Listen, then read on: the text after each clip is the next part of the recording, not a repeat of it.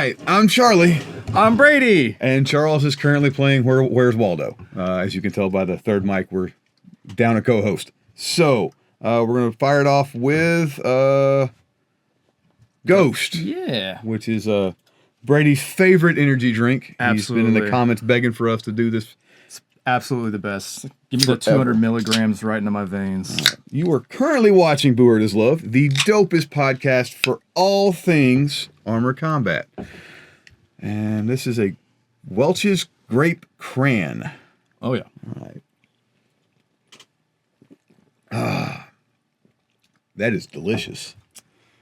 See, now everyone's skeptical until they try it, and it's freaking so good. I'm telling you. I love these things. All right, so Brady, who are you? And let me slide this right over here in front of you. Right there, buddy. I currently am a nobody. I am the melee captain for team Austin Bloodgard, based out of Central Texas and Austin, Texas. We have a couple people coming from all over to go and join and fight in the team. A couple people from Waco. You say a couple people. You guys got like 40 members now. I mean, it's in like the 30s.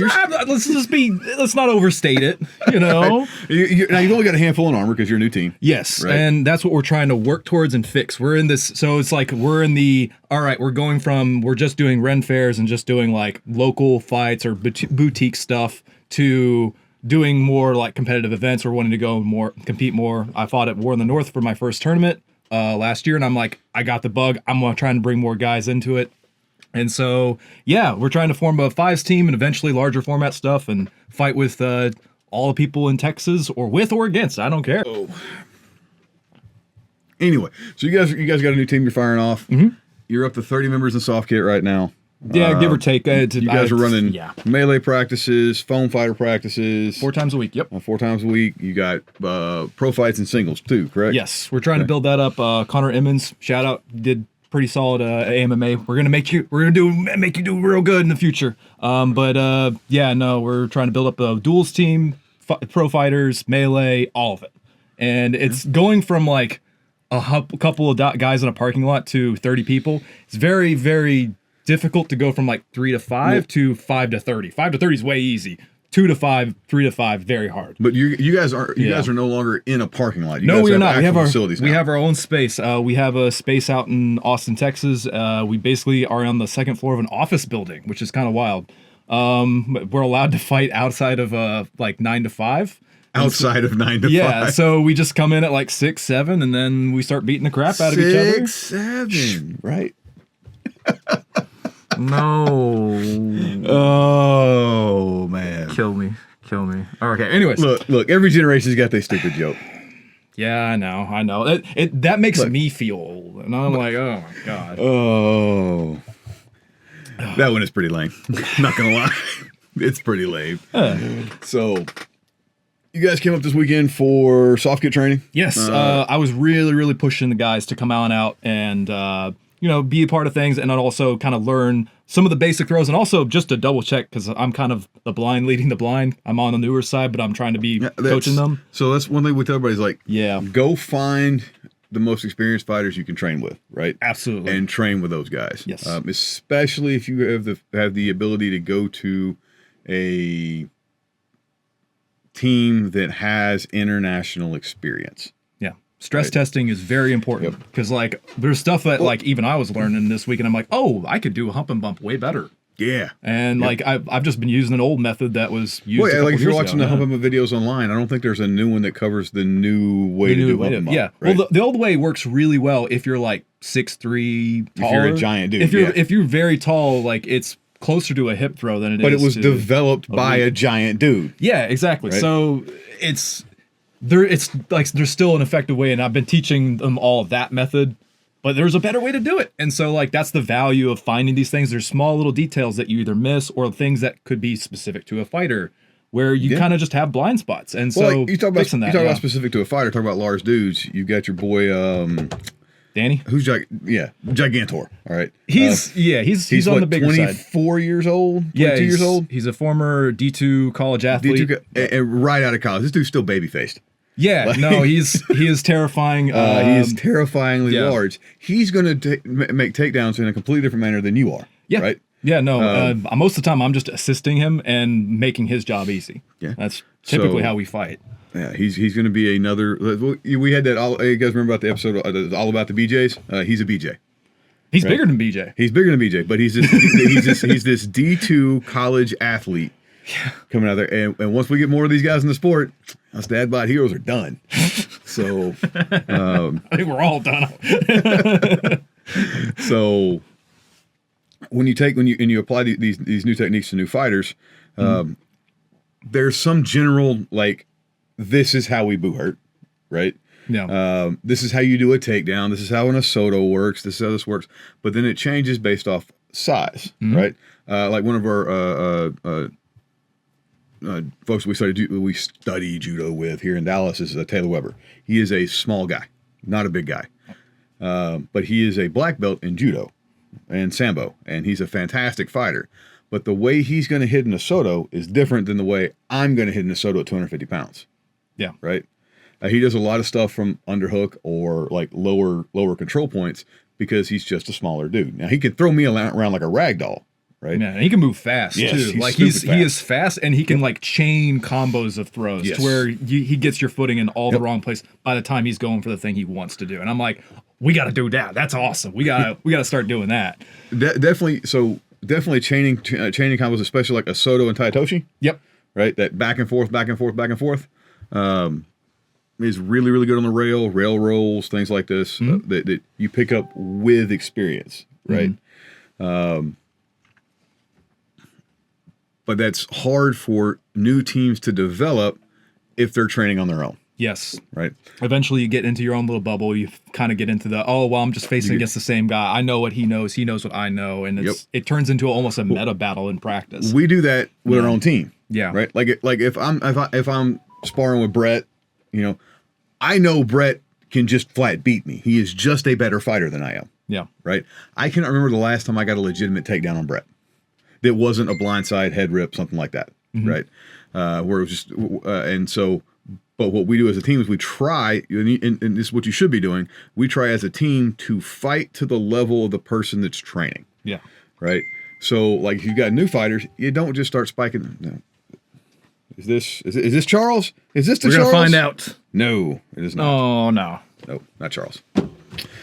So, you fight to the level of person that is training, right? So Brett does a really good job of like letting me work, right? While he's working on things like fit ins, counters, that kind of stuff. And we'll do this stuff when we're training with the what we're calling the Lancers. That's it, the Lancers. Oh, so that's our second squad. Oh, heck so yeah. we've got a new team out of Dallas that's going to be the Dallas Lancers or Fort Worth Lancers. So that's sick. That's awesome. We're training with our Lancers guys.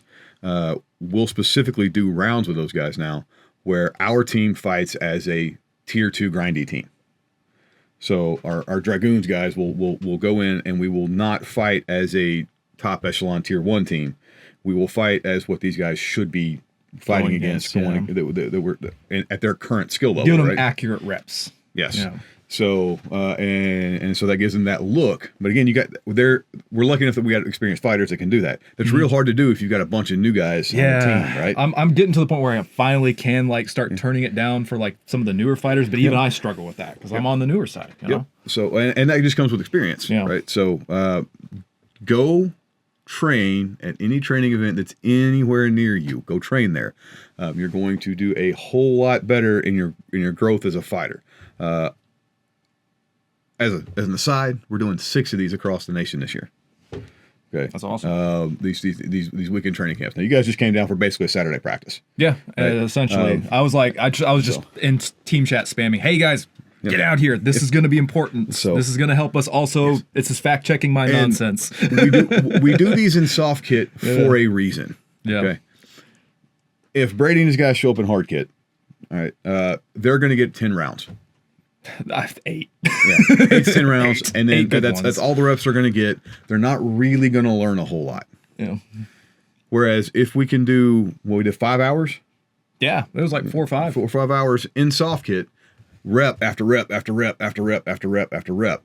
and they're able to learn what we covered. We covered guillotine, indie. The indie, okay, that is very important. There's not nearly enough data or like information out there on specifically Indian working people to the guillotine or out of the guillotine to the finished throw. So for those, really important. Like what we call an indie is Indiana Jones, and it's, if you guys remember it's the Holy Grail. Yeah. What is that movie where they're chasing the Holy Grail? Swaps it out or whatever. Yeah, I forget which one it is, but anyway, Temple of Doom?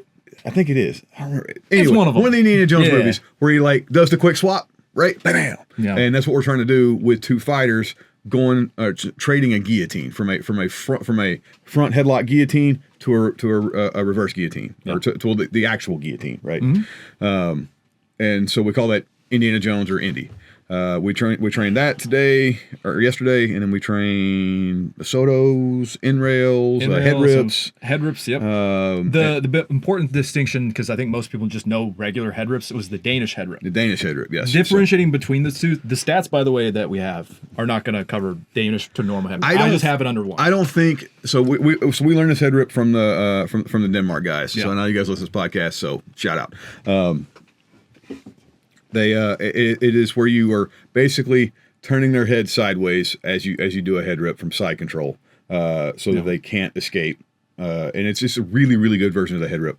One day we'll post a video about these things as we get our training videos up. Now that we have the academy set up, the list is built now. Oh yeah, so that's good. I like the shelf. Yeah, the shelf. We had it for our specific needs. We needed the entire list to open up. Because we have a rather large HEMA contingent for our gym, and they need the entire space for their practices because they have like 30 dudes that practice. Mm-hmm. We don't. We're lucky to get 12. So we had to take a little longer in list construction because we had to do like hinges and things were put on half 13 bolts so we can unbolt and swing it open, and we can dismantle the list in like what would it take us 10 minutes to take the list down after practice? Yeah, not too bad. Yeah. It was pretty quick. Then we got to roll the mats up because HEMA boys are stabby boys. Yeah, no, don't stab me. Ooh, so they stabbed them mats. Stab, stab, stab. So, but with those head rips and with the Danish, we did a little bit of foot pick work and leg pinch. Not to spam it. Yeah, that's one thing. Like don't because you can spam it in soft kick. Don't spam it in. Well, we'll see because another thing. Brady is a statistician. Formerly mathematician. Mathematician, which is weird because it's very rare that you get a degree and then the title of your job is your degree, which is weird that it happened and turned out the way it did. Anyway, he's autistic about numbers. That's what I'm trying to say. A little bit. No, I do the math behind slot machines. So what I do is I just take the stats and report how things pay out, how often they hit, what are the convergence rates on things, how often people are succeeding given this event. It's a lot of binomials, a lot of probability, a lot of statistics, a lot of analyzing data and going, all right, what is the efficacy of this really? And that's like, it's very much okay, how do I paint certain things or things that we should change about our training? Like whenever I started doing this, I initially set out to learn how to do these stats because I wanted to learn what the judo throws were. I think one of the first things that you sent me was stats from Carnage. Yeah, last year. Yeah, and it's way worse back then. I've already learned a ton since then. It was a personal project for me at the start just to learn. Okay, what are people doing? What's the meta? Not just for one team, but for all the teams at the higher tiers. What are they doing? What's going to work for us? What should we start training? Not what is this team doing? It's what is everyone doing? All right, what are they succeeding on? What are they failing at? What are something that can be improved? What's something one team does that better than everyone else? What's one team that does something completely different? Which in the stats, like you'll see that there's some teams that do things very differently than others. Yeah. And the whole point wanted to do that is just to be like, all right, I want a better grasp on what the competitive meta is. What are the numbers behind it? What should we start training? Because I didn't have like the breadth of experience or wealth of experience that more experienced team had. I just went, all right, well, what is everyone else doing? How good are they? It's a little more than what is everyone else doing. Yeah. I mean, it was 10 hours of fights that you broke down every single takedown by the actual takedown that was performed. Yes.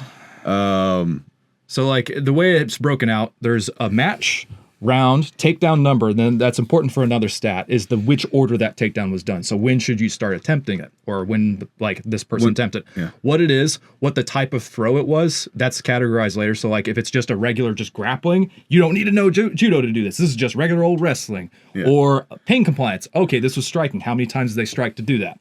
And then outcome is basically success. Probably shouldn't say the super, but it's just if you trade, for instance. Like, if both of you go down, it's considered not a successful thing because you basically just went even.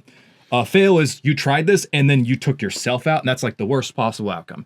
I also assign that for like if someone withdraws, someone gets sat for something, or someone attempts to throw and they just immediately get countered but with their attempt, which does happen. It's not common, but it does happen. As well as any kind of misconnotes, like some of these I have like the striker feigned to strike. Like, for instance, he didn't actually strike, he just feigned like it, and that was enough to make them make a mistake.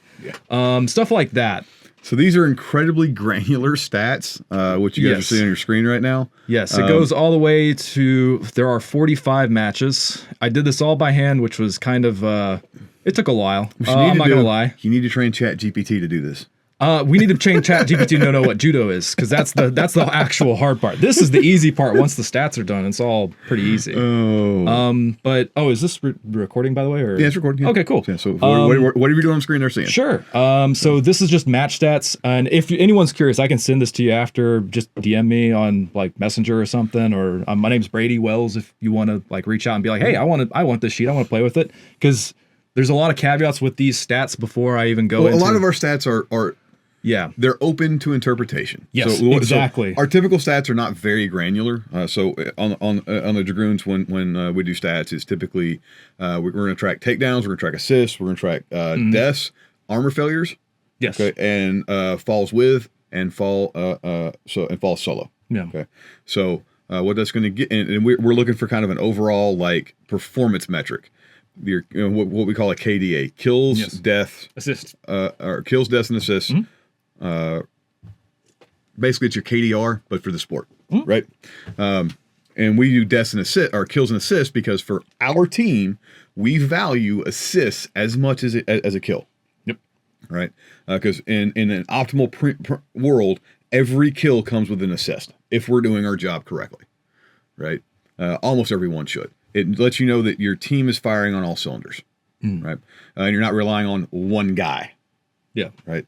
But that only gets you an overall performance metric. What Brady's stats are showing you is what's actually working. Yeah. Right. This doesn't tell you, oh, did someone attempt this with two people? Or, hey, I attempted this throw, nothing happened. It doesn't capture that. Yeah. Or I attempted this throw and my opponent countered. Well, what did he counter with? Like, for instance, one of these was like a hump and bump. That was a fail. The guy who initiated it failed. How did he fail? The guy assoted him back. Like, literally, he just went and reaped. What they call a hump and bump is just an asoto against the rail. Against the rail. Yep. So there are 3 asotos in our sport. There is the off rail, where we're taking them away from the rail, the down rail, where we're going to take them down the rail, and the in rail, which we call the hump and bump. We're actually hump and bumping into the rail. Yeah. Right. Now, Brady's stats show you what the percentages are of success on these takedowns from the top tier of Carnage. Yes, and that's the reason why I specifically chose Carnage, is because it's going to have the largest sample size. Smaller tournaments with only 4 or 5 teams, you're going to get a lot of noise. There's going to be 1 team or 2 teams that kind of stand out and kind of just stomp everybody. Yeah. With here, and also particularly this year, it was a lot closer than last year. Also, I got halfway done through this. There were more takedowns halfway through in this year than last year. So the sample size is much stronger this year than last year. Yeah. The other thing is also this stat, the most takedowns and highest success rate. Yes, it's Dragoons, partly because y'all fought more than Kenyas. If we go by like that, it's the highest success rate. I think we had 2 more rounds than Kenyas. Yeah, I think so, and that's in there somewhere. I think it's on like the last thing. But important stats, I think that overall we should take into account. First time that if whoever gets the first takedown wins almost 80% of the time. But that's not team specific. That's every team. Yeah, and so we've known that for years, because Brett went through and did basically the same thing, but with his version stats, which are not nearly as granular. But the first takedown from actual prime, this was 5-6 years ago. Brett did this. Yeah, that showed that in at Prime, it was like a 95 or 98% win rate for the first takedown. Yeah. And so here we're only seeing 80%. Yeah. Right? Or 81%. Is that right? Yeah, it's 81% success rate. And that's the highest it gets. Like, that's literally like, even Kenyas didn't have that number. So that's your takedown success rate. That's success rate. So that means I took my opponent down, I stayed up. That's the best case scenario. Yep. And then you do more of that, you win. Percentage first takedown wins is 79%. So, Yes. so that's the team with the first takedown wins the round. That's 79% of the time. Yeah. That's why one of the training styles that we do when we're doing at our gym is we're going to limit like a hard kit round to the first 2 minutes. Yeah, or just go to first takedown or something. Or we go to first takedown. That's what we do, right? and that's we started doing that, and I pushed for it because of how if you limit limit the time frame to an artificial limit, like what we're trying to simulate is that first engagement of the round. Yes, I don't care to see Brady and Gigantor wrestle in the corner for 5 minutes. Right. Well, I want to watch this carnage. All right. It's not good from a training standpoint. Right. Because they're both going to get exhausted. Right. Yeah. And neither one of them are going to get the reps that they need. What we want to do is we want especially our new guys, we want them working for that initial takedown in the first 30 seconds. Yeah. Right. And so one of the things that we do when we do our regional hard kit training is those rounds are limited to 3 minutes. Yeah. No. Maybe it's 2 minutes. They're limited to a very short amount of time so that we're not watching grinds. We're trying to get that initial teamwork and takedown to happen. We don't care who wins the round. We're not even keeping score with these rounds. Mm-hmm. Okay, we're gonna. So when Austin comes up with their guys in hard kit, and Houston comes up with their guys in hard kit, and we get the guys from Oklahoma to come down, and the guys over from Arkansas and all that stuff. We got all these teams. We're gonna run. Brady's team's gonna get 30, 35 rounds in the space of 3 hours. Okay, but because we're shortening the rounds up, and we're running them at a very fast pace. There's always 2 teams in the list, right? Yep. And what we're trying to simulate is get that teamwork off the bat so that we get that first kill. And you're seeing here with Brady's stats that's 79% win rate. Yep. Right. If you get that first drop, 79% of the time you were going to take home the win. Yeah. Right. And I bet if you had this statted out by teams, like it's even stronger. It's even stronger with the better team. Yes, it is. Right? And you can do that. You can just structured this. If you want this, you can just add an additional condition to be like, all right, sort for only dragoons, sort for only Kenyas, sort for only executioners. Wow. If you want to do that, that's why I use it to where it's but anyways, so guys, there's a link to this Excel sheet in the thing below. Yeah, and keep in mind the other thing is the striking stats are still in progress. It takes a very long time to count total number of strikes and also to count times that someone switches targets. And that's I'll get into that later. So like striking stats, disregard that. That's not even like the data for that is not even complete. So like well, just what you've got right now. Yeah, just what we've got here. Like we got takedowns and we have match stats. Pull up your striking stats again real quick. Sure. So just from the numbers you've got now, we're only seeing a 3.3% success rate at the upper echelon for striking. Yes, because and to be fair though, that doesn't mean that striking isn't effective. It means that as a means to take someone down, it's not 3.3% effective. And also very skewed towards a particular team, which also you'll see later. Okay. The max number of strikes during takedown, there was one outlier. This was just for my own fun. One team struck one fighter 10 times which before he went down. Which team are we talking about? I think it was Pale Tempest. Pale Tempest? Wow. Yeah, it was either Pale Tempest or Executioners. I think it was they had a white tabard. I'm just going off of memory, but if you go into it, it's literally just a max of like who struck the most. Okay. And that was the one case where they literally struck 10 times. Yeah. On average, if you don't take someone down in 2 strikes, stop striking and do something else. Listen to the stats guy. I've been saying this forever. Listen to the stats guy. Otherwise, or you can just not strike at all and grapple. And the other thing is, I don't think there was more than 1 or 2 cane compliances total that had a one-hander. So striking with one-hander. One-hander. Yeah. It's one-hander strikes. They're literally just not effective unless you are Adam. Harry, that was the one, I think. Yeah, Adam is one of the only dudes that will pain compliance you with a one-handed strike. Yeah. And so the big thing is polearms, not only specifically polearms, but they also, when they occur, they don't occur in the initial engagement. They don't occur in the initial like fight or when your number's even. They occur whenever your team goes numbers up and you can hold for strikes. Yes. Don't just start striking at the start of the round. The only time you should strike at the start of the round is just to disarm. At least my take on that. I'm so happy. Brady's saying everything I've been saying for decades, but with numbers behind it. No, it's not. But I mean, that's just frankly like that's where you should start doing that. At least from the kind of the insights. So one of that is that I would like to see us adopt in the sport is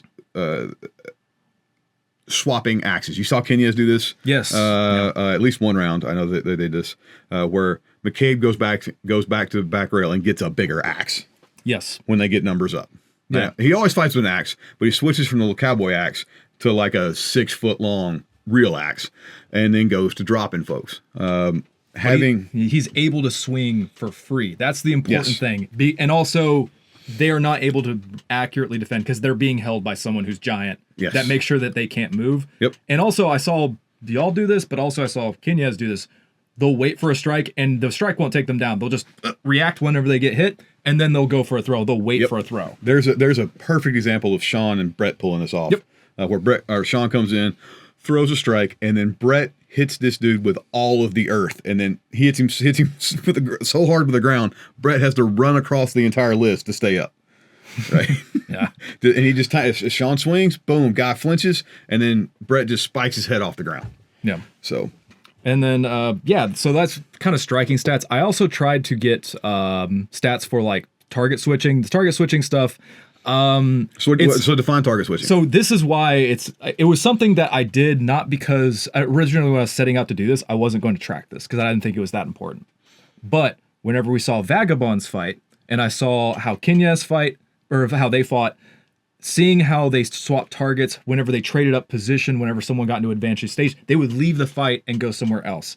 And that way they could affect the multiple fights and get basically this circle of, all right, well, I traded up here. This person's now in an advantageous state. Okay, I can leave this fight and go comfortably do something else.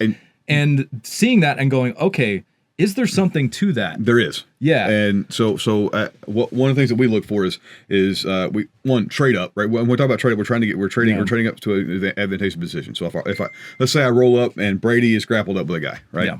And let's say I come up and all I do is kick this guy's foot. And the guy stumbles, and then Brady is now in a superior head control position. Yeah, that's all I need. Might be all. I know Brady's probably going to win this fight now. I'm going to leave and go do something else. Yeah. Right? I'm not going to get target fixated. This is one of the things you see in the top tier teams with the experienced vets over tier 2.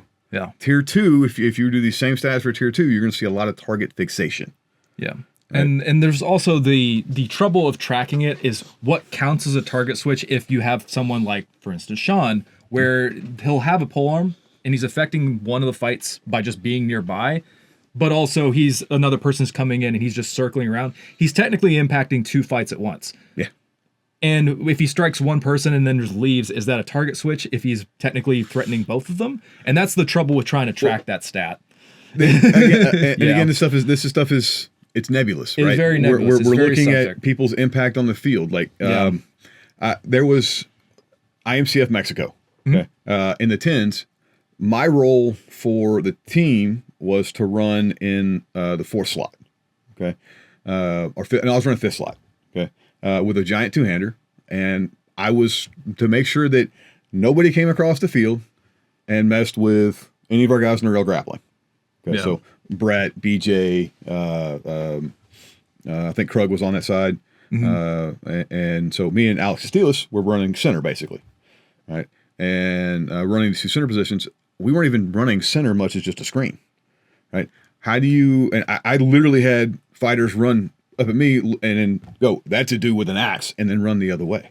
How do you account for that in stats? You really can't, right? I'm doing my job on the field, right? These guys are murdering folks. Yeah.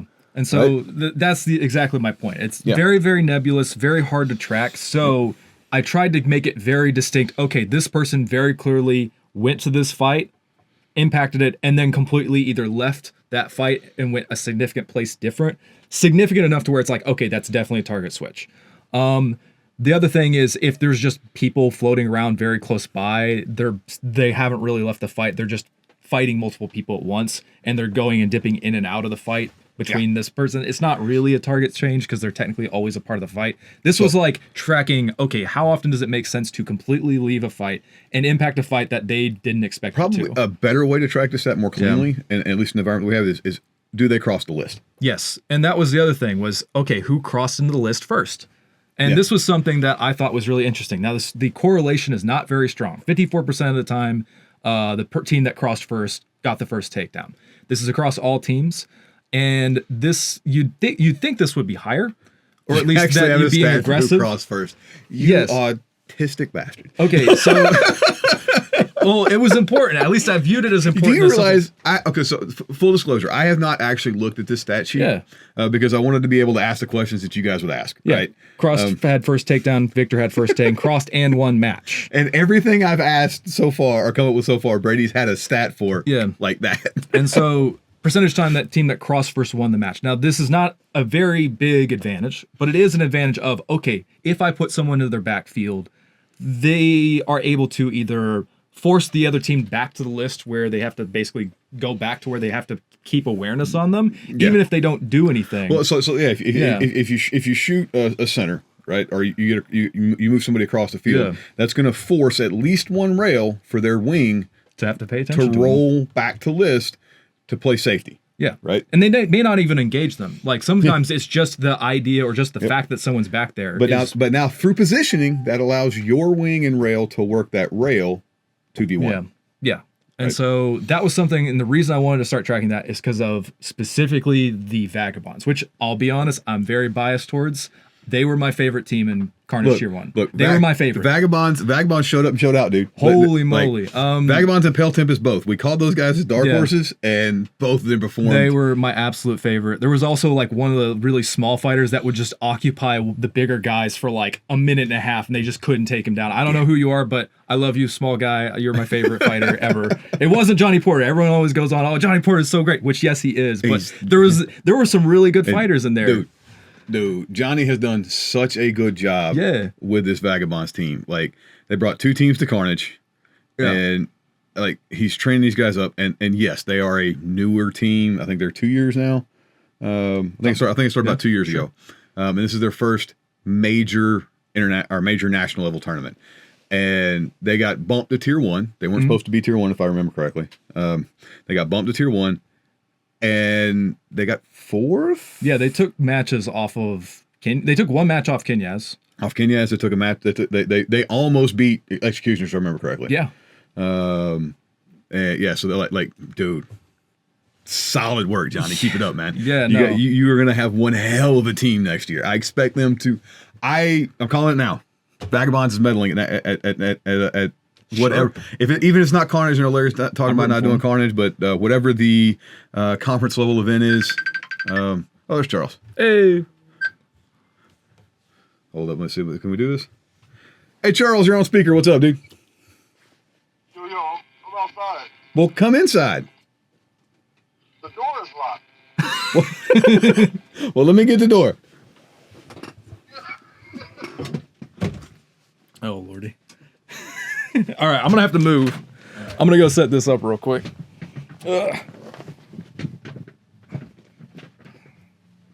Also, I think I might be sore from yesterday, guys. I think I might be. Really? You asked Brady. I was having to ride my massage chair all day. Oh no! This morning.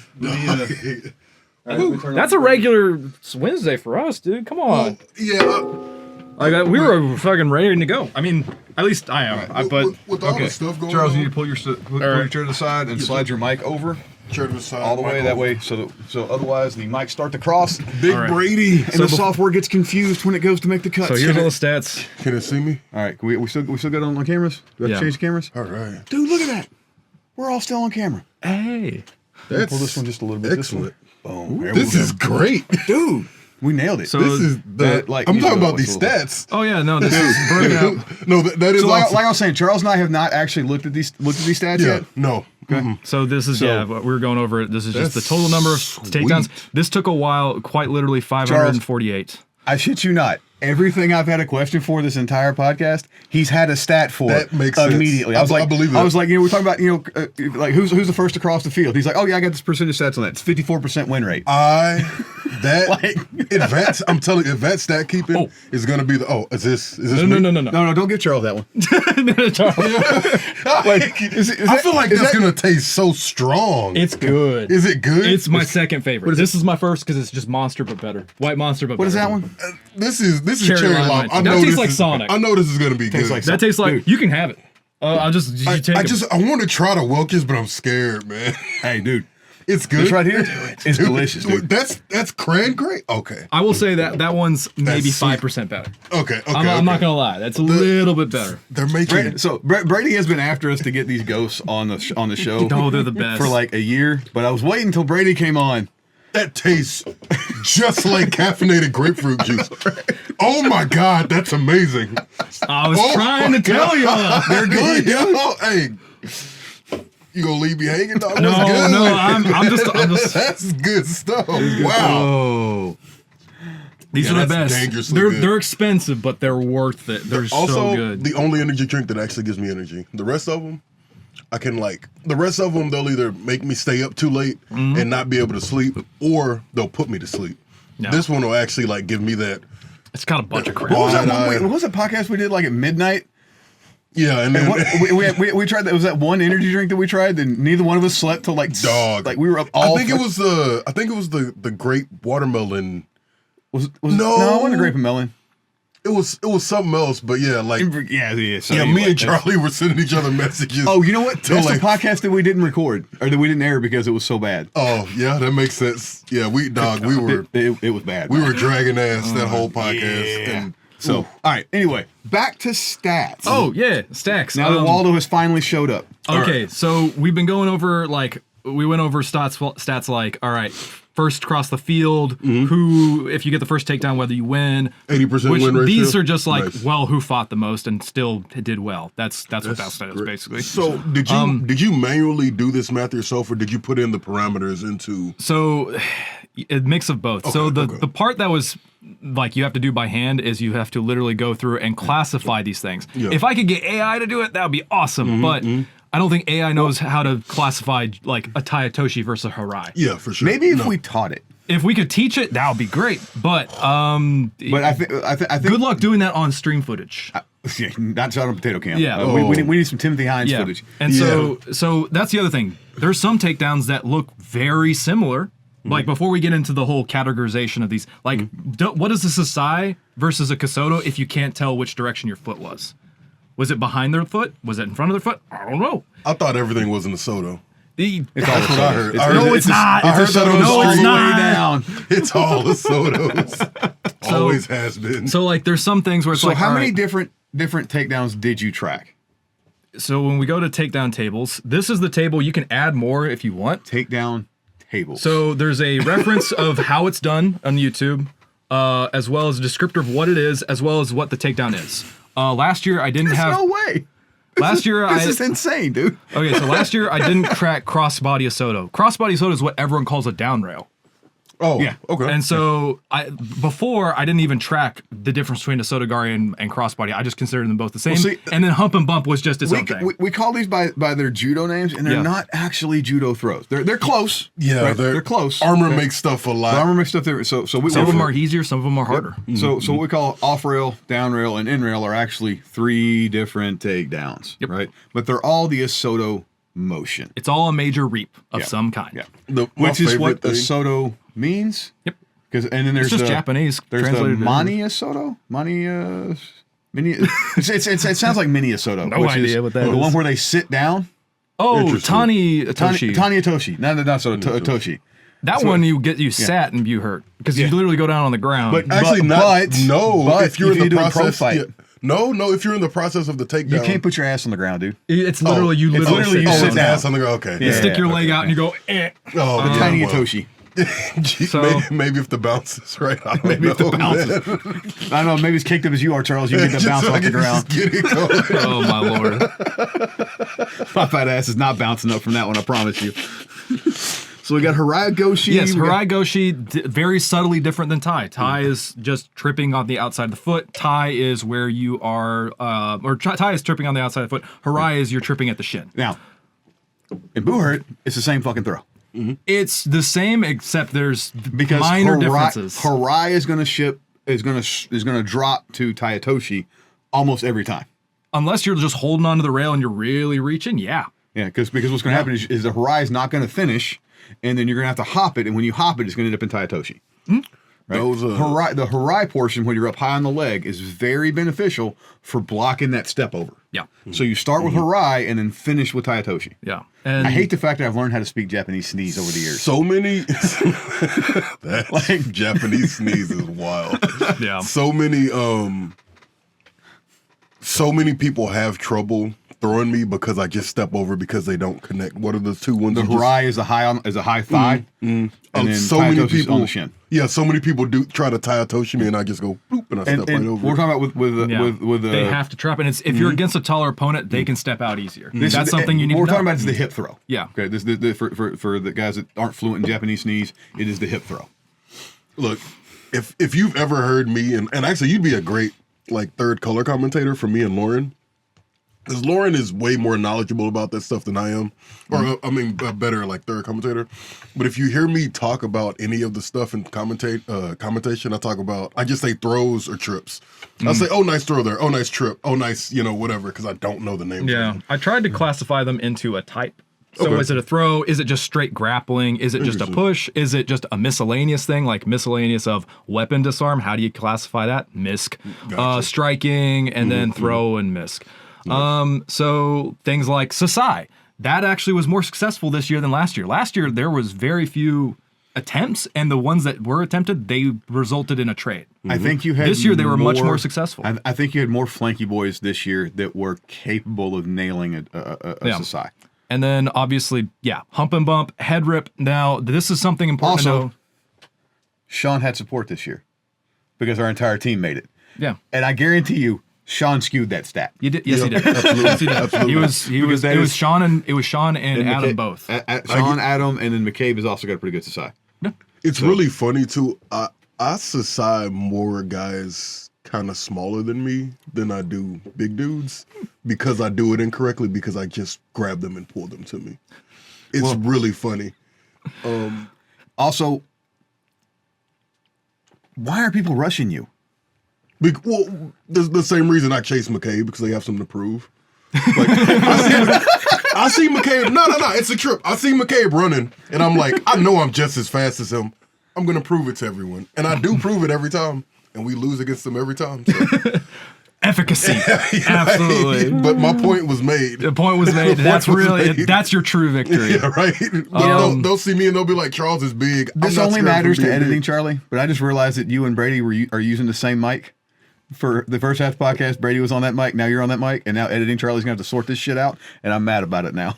I mean, just so everybody knows, we can swap. I'm mad about it. Is this the time where you're like, oh, Charles, you're editing this episode? But today's the day. Good Lord. So the leg pinch, a goshi, leg kick trips, ring outs, which basically you're just shoving someone under the list, cross checks, all that stuff, and also. These are things that not every team does them equally or even the same way. So this is the best I could capture it. And then from here, this is the grand, here's all stats and their success rates, as well as what the order is in which they are attempted.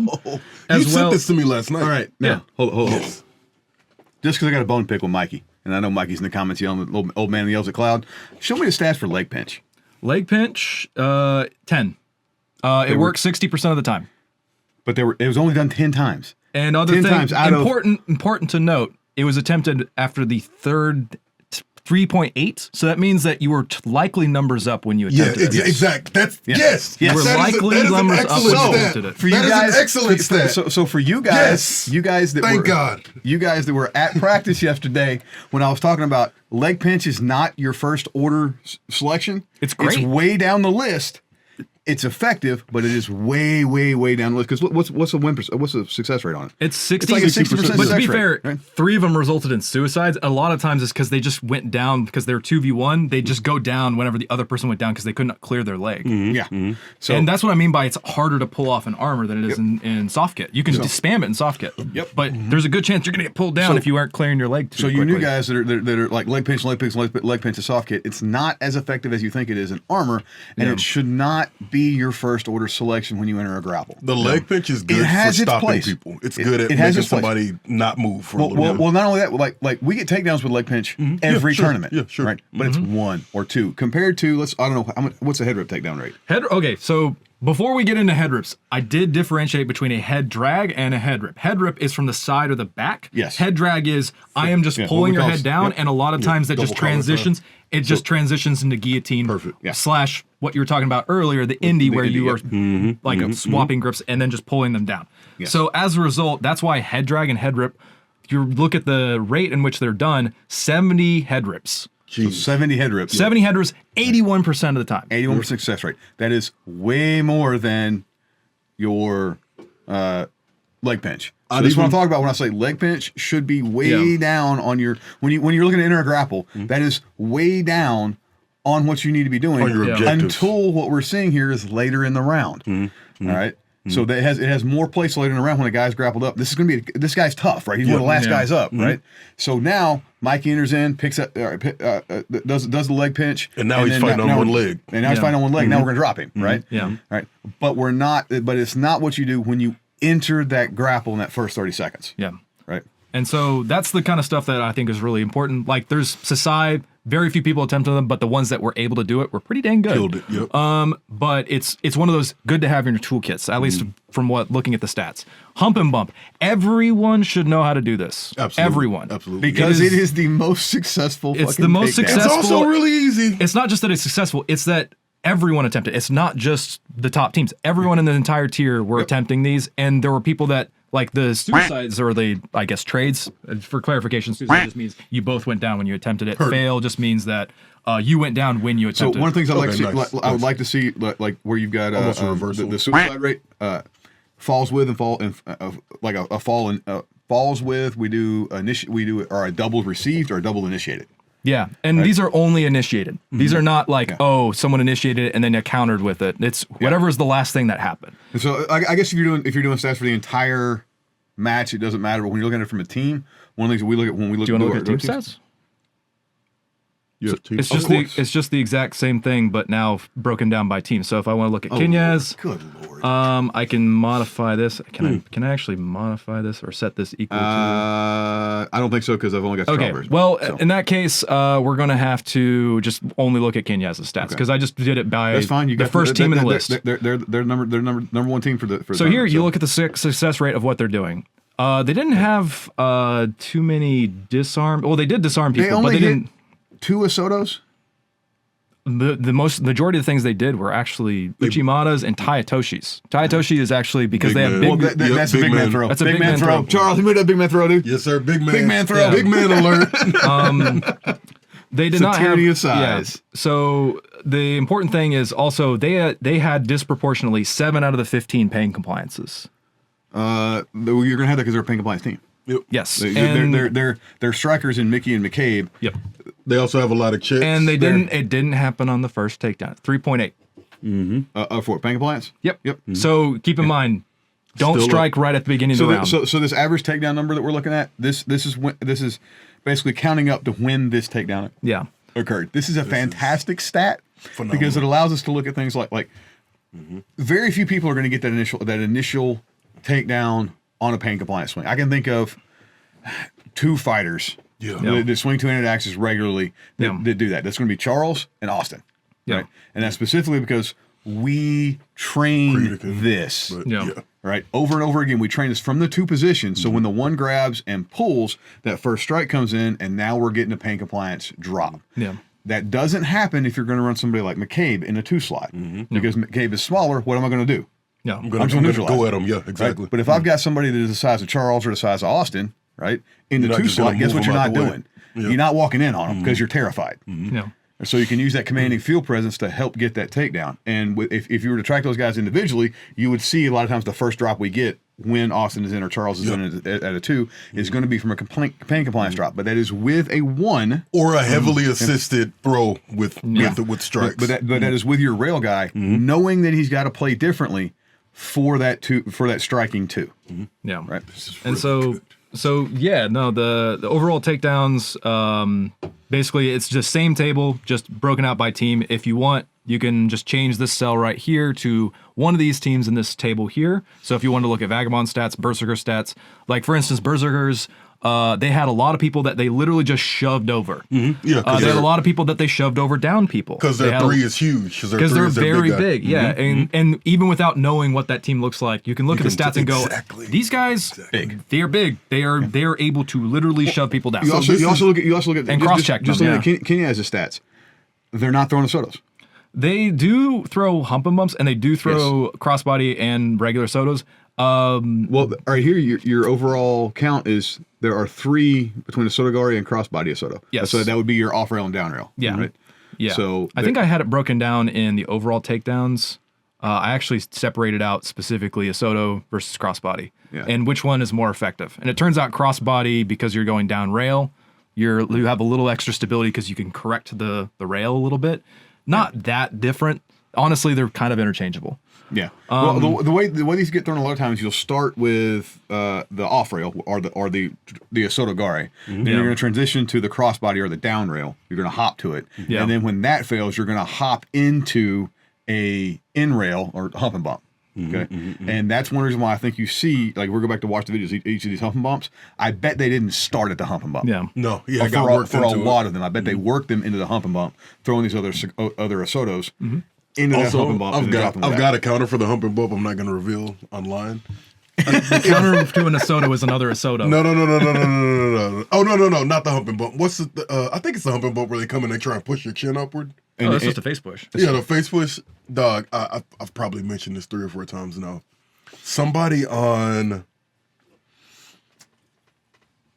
it wasn't Pale Horse, it was the Wyverns. Somebody on Wyverns comes up and goes to face push me because I'm against the wall and we're losing.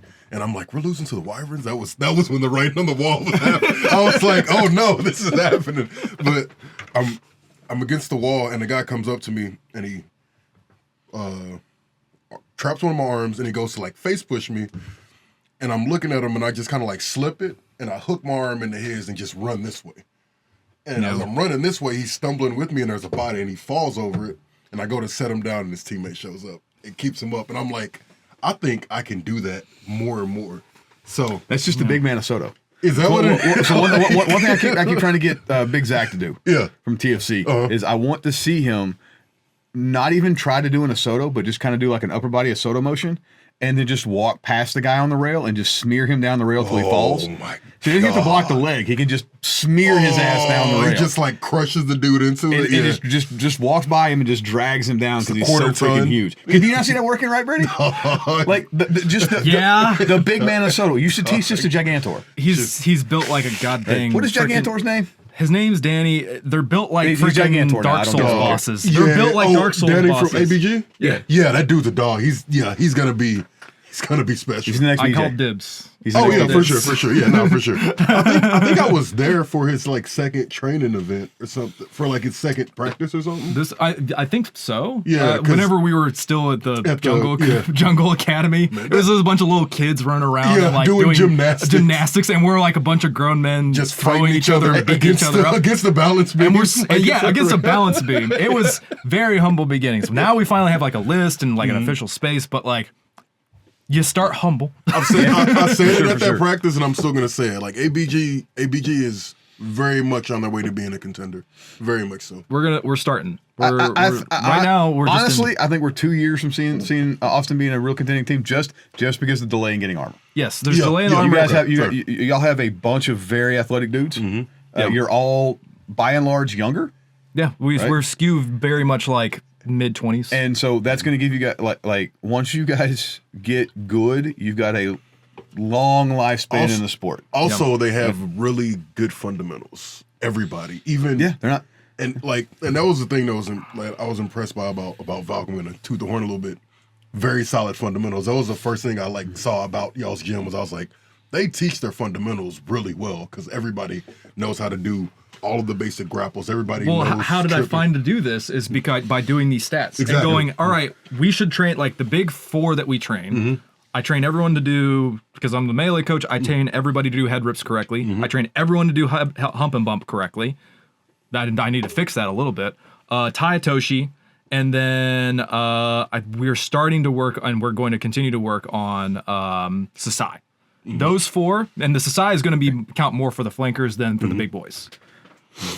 That's the 4 throws that we teach. That's all we need. You only need those 4. You only need those 4 throws. But they're all different, and they all have different use cases. Like a Soto, there's variations of it, but it's mostly the same throw with just a few different conditions of entering into it.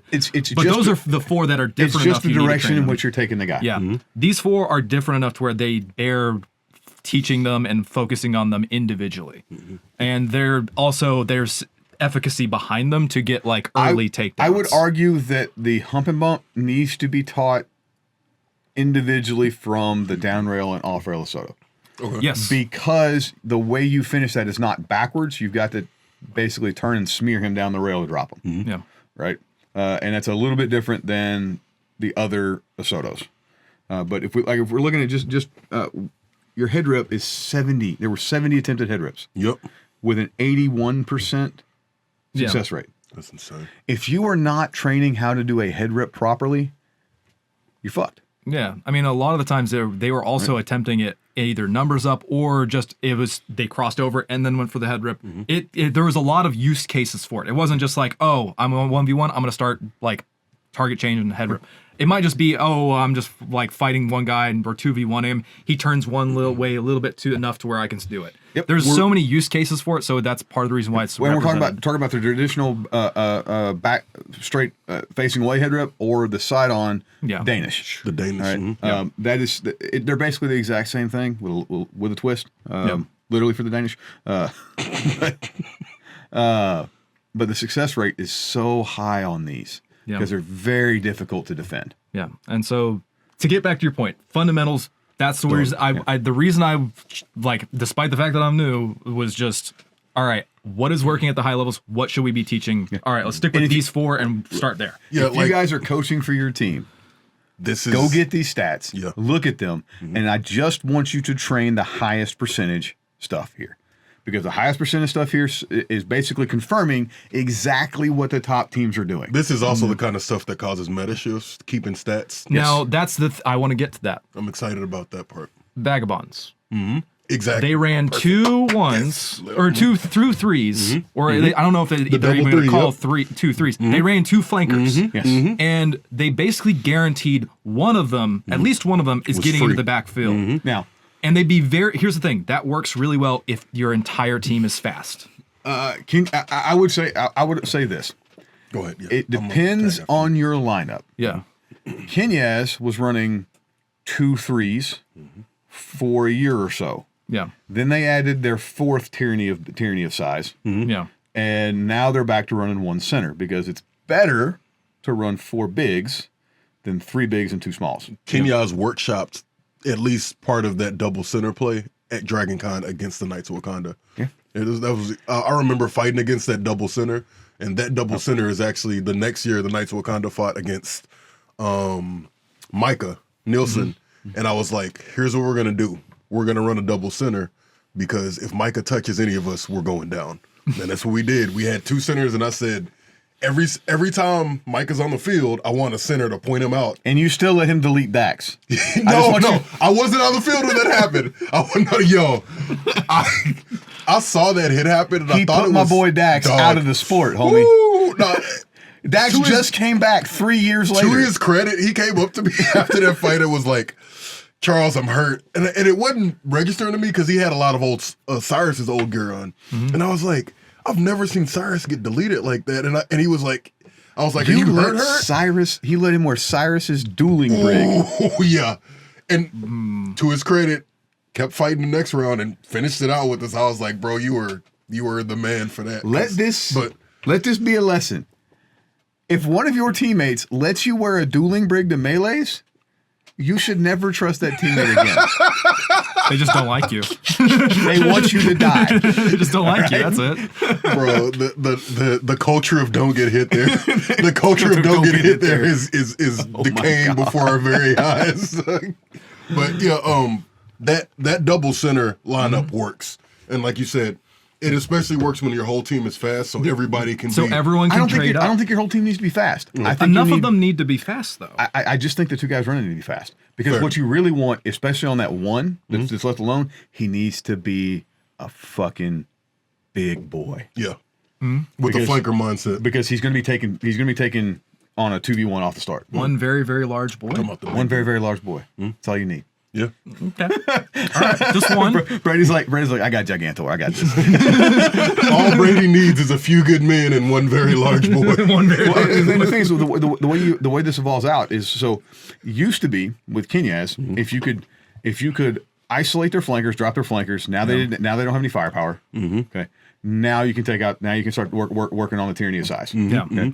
And And you need to be numbers up when you do that. Their tyranny of size has gotten to the point where they're good enough that they are a threat themselves, right? And you cannot take them down quick enough to get the firepower off the field of McCabe or Mickey, yeah. right?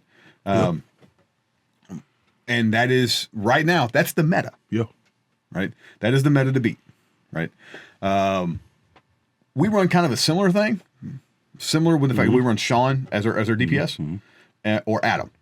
And Sean is mobile, but he doesn't play. He plays a zoning like center. that. Exactly. Not Sean can move, but he doesn't move like that. Whereas Mickey and McCabe are gonna run basically a man by bouncing from man to man to man to man to man. Both your flankers, by the way, had an outstanding tournament. Oh yeah. Yes. Oh, Sean, my God. Like this is Both of them. Carnage. Adam and Sean, both of them. Carnage. This Carnage was the best I've ever seen Sean Absolutely fight. Absolutely. Sean historically has had a problem, like he's had a bad round. It gets in his head and he can't get out of it.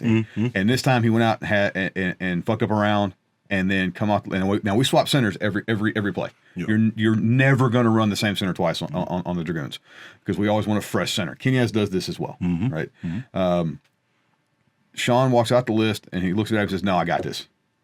Goes back in the next round and drops, I think, 3 people that round. Like just immediately, boom. He turned his hat backwards on Yeah, them. he's like, He turned the hat around. Turn the salad around. Turned the hat around and did this. and I don't think old Sean could have done that. No. Sean has developed Sean has turned phenomenally mentally. Sean has Like, turned a new page in that dogs. playbook. Yeah, Dude. like Yeah, arguably the weakest part of his game was mentally, and it's not anymore. Yeah, and Adam also carried hard this tournament. Yeah. Like he came up real hard. He saved y'all against the Executioners. Yes. Like straight up. Yes. I mean, it was down to him and the big guy for the Dominus Brandt. guy. Yeah, Joseph Brandt. Brandt, yep. That Executioner's fight had me screaming at the top of my lungs. That Oh was- my god, that was we were all like, so we had like a watch party for Carnage, and we were like watching, and it was a 10-hour thing. We were all drinking beers and like in the list watching on an old TV. Oh, that's cool. It was so much fun. Down in town when y'all were doing that. But like, yeah, no, we were watching on that, and everyone just went, oh, because I think it was like round 3 or 4. Oh, That was my round goodness. 3. We had won Yeah. one. Executioners had won one. That was then- close. Yeah, it was close. Man. But yeah, that was a hard round. I'm not sure what happened on the left rail during that round. I haven't gone back and watched video yet. Oh, also, You can find it. I'm officially. Yeah, I'm well, you got officially. time You stamps. can find it. That's I got fantastic. timestamps. I'm officially never counting the Executioners out again. They always find a way to get into the medaling rounds. They were enough So- to where I thought about doing individual takedowns, but I don't know enough people in the sport yet. I know like could y'all, probably I help know you the with Dragoons that. because y'all are local to us, Yeah, but I don't know like. So you can just do it by the, wyverns. you can just do it by the belt flag number if you're gonna do Yeah, individuals. and So that's why you have. It's to do very it. hard to see belt Yeah. flags in You're some right. cases. So You're like, right. I'd like to be able to do that because like Brandt and Doss, They carry hard, dude. they rolled people the entire time. Oh yeah. Brandt and Doss. I think from what I was, we watched video back that night at the Airbnb, and from what I saw of the Executioners fights, Brandt and Doss accounted for over half the takedowns. Oh yeah, they did. They were carrying hard. Like Brandt and Yeah. Doss, I've never seen y'all have that much firepower Well, in a tournament. because they're not typically the guys on the squad. They're on the squad. I mean, they're the I guys. don't know, Brant. Look, I watched Brant delete people with a two-handed axe and prog. Brant is a dog, but what I'm saying is like when Jordan was on, when Jordan was on the Bulls, he was Michael Jordan, but when he was on the Dream Team, he was one of the guys because all of the best were there. Yep. I think that's the same case we're seeing here. Yeah. No. Like, and this is not to discount the rest of the executioners. The rest of the executioners. Chuck is a good fighter. Like, You've got Cat's Cat. got it, Cat is a good fighter. So is Dustin. Mm-hmm. I mean, Dustin was on Iron Phoenix squad, which was like the squad back in the day. Straight up. Yeah. They were the best team in the U.S. In fact, I think Dustin might have been on that Iron Phoenix squad that beat the Executioners whenever they fought against each other. Yes, he was. Mm-hmm. He was also on the Iron Phoenix squad that absolutely skull drug our asses in Samurai. Central Conference. Samurai. He's like, this is all before you, dude. Yeah. Oh, Central Conference was birthday fights. And for my birthday, I got 5 really nice silver medals because the H&B guys showed up. Happy birthday to me. All silver. Dude, they swept gold in everything they touched. Singles, everything. It didn't matter. They completely outclassed us. Dog. Yeah. So also that clip of me avoiding getting hit by Dustin, falling over, and then Danielle getting destroyed will forever live in my brain. Because why was Danielle fighting in the list with you and we were doing the siege battle or whatever. Oh, and we needed more bodies. Yeah. And he had that giant. The one time we did a scenario, we put up a castle wall. Yeah, it was we're doing actually like so one team had to get through the castle wall or over the castle wall, and the other team was defending. So you had twice the number of guys attacking as you did defending. Yeah, 2 teams were. Turns out it's really hard to attack a castle wall. Yeah. Who would have thunk it? We also had they literally had we had a battering ram. A battering ram, yeah. Like a big wooden battering ram. Had to like break the wooden parts open. Dog. It was fun. It was dope. It was fun. Yeah. We've never done it since. Yeah, because we were trying to like climb over and he comes to swing that giant falchion at me. And I go to step backwards and my foot's in the thing and I fall over and I see the falchion swing at me. And Danielle was next to me and I'm like, well, surely she... And she comes into my view, and I see her get cracked, and I'm like, oh! She didn't go down. She took it. I got out of the way. The Canadian guy. You talking about real big dude? No, the small guy. The Canadian, like the guy that organizes all their events and stuff for the western part of Canada. He was a central. Yeah, he showed up. Anyway, he goes diving over the list upside down. Oh, yeah. And just gets like his thighs and ass cheeks absolutely exploded. Hops up and keeps right on. I was like, anyway, suffice to say, scenario battles are nuts and you probably shouldn't do them. Like, no, okay, like scenario battles can't, like if we have 30s should be scenario battles. That would be dope. But also somebody's definitely dying. Yeah. Because, like if you see those old videos of, like, where they're dropping trees off the side of dude's going up a hill and an entire log comes down and hits him. And people keep fighting. Like, they just kind of he's literally walking up the hill to an actual wall of a castle, and they throw a log over, and he just catches it full in the face and gets deleted down the mountain. Yeah. Like, is he alive? I don't know. I mean, everybody kept fighting, so it didn't matter, I guess. He's also Eastern European, and we know they're expendable. Like, I mean, I've seen what Brady. I've seen what the Polish wear for armor. They definitely consider themselves expendable. I remember. So in Scotland, that is free healthcare at work, dog. Exactly. It's gotta be, dog. It's 2018 Scotland. 2018 Scotland. I'm standing next to the list, and often me and I'll stand there. We watched the Polish team walk into the list for the first time, and I can see the visible weld cracks in their helmets, and I'm like, oh God, y'all are gonna die. They definitely consider themselves expendable. I promise you. Yeah, dog. The way they act, dog. There's no way they don't. There's no way they don't. Bro. Like, my goodness. Good Lord. All right, so back to stats. Yeah, back to stats. The stats. My goodness. All right, so we've got. We're talking about. What are you curious about? Because I could probably find it, or at least try and get answers. Can you? I want to see what like the top 4 takedown stats are. Like at least the top successful stats for takedowns. It's sorted with by here. Now the thing is, pain compliance obviously has 100% success rate. Why? Because you can't get down really when you're doing it. Fair. But like if you're doing like a cross check, So Do you have amount of swings? unless you're gonna track that as almost. Okay, gotcha. somebody who like the way you would have to track that for success, non-success is if they swing and walk away and nothing happens. That would be that's the only gonna way to take, actually- that's going to take a lot Yeah, more yeah, time oh, to yes, track. exactly, yes. This was just all right. How many people got downed by it? Not whether it exists. The thing I barring pain compliance. I tried to find that by average strikes across all takedowns. So that's why it's perfect. 0.28. Okay, This is like, all right, so for every 3 people that you fight, you might strike 1. Okay. Also, if you are going to start striking, how many times should you strike if you're going to get a pain compliance? Or not even a pain compliance, but you struck and someone went for a throw, for instance. Those stats are tracked where it's like even if you did not, And we're looking. So pain compliance pain compliance and other takedowns. added up to 3.3% of takedowns. Yes, those are explicitly pain compliance, but Explicitly, this okay. is average strikes given takedown had strikes at all.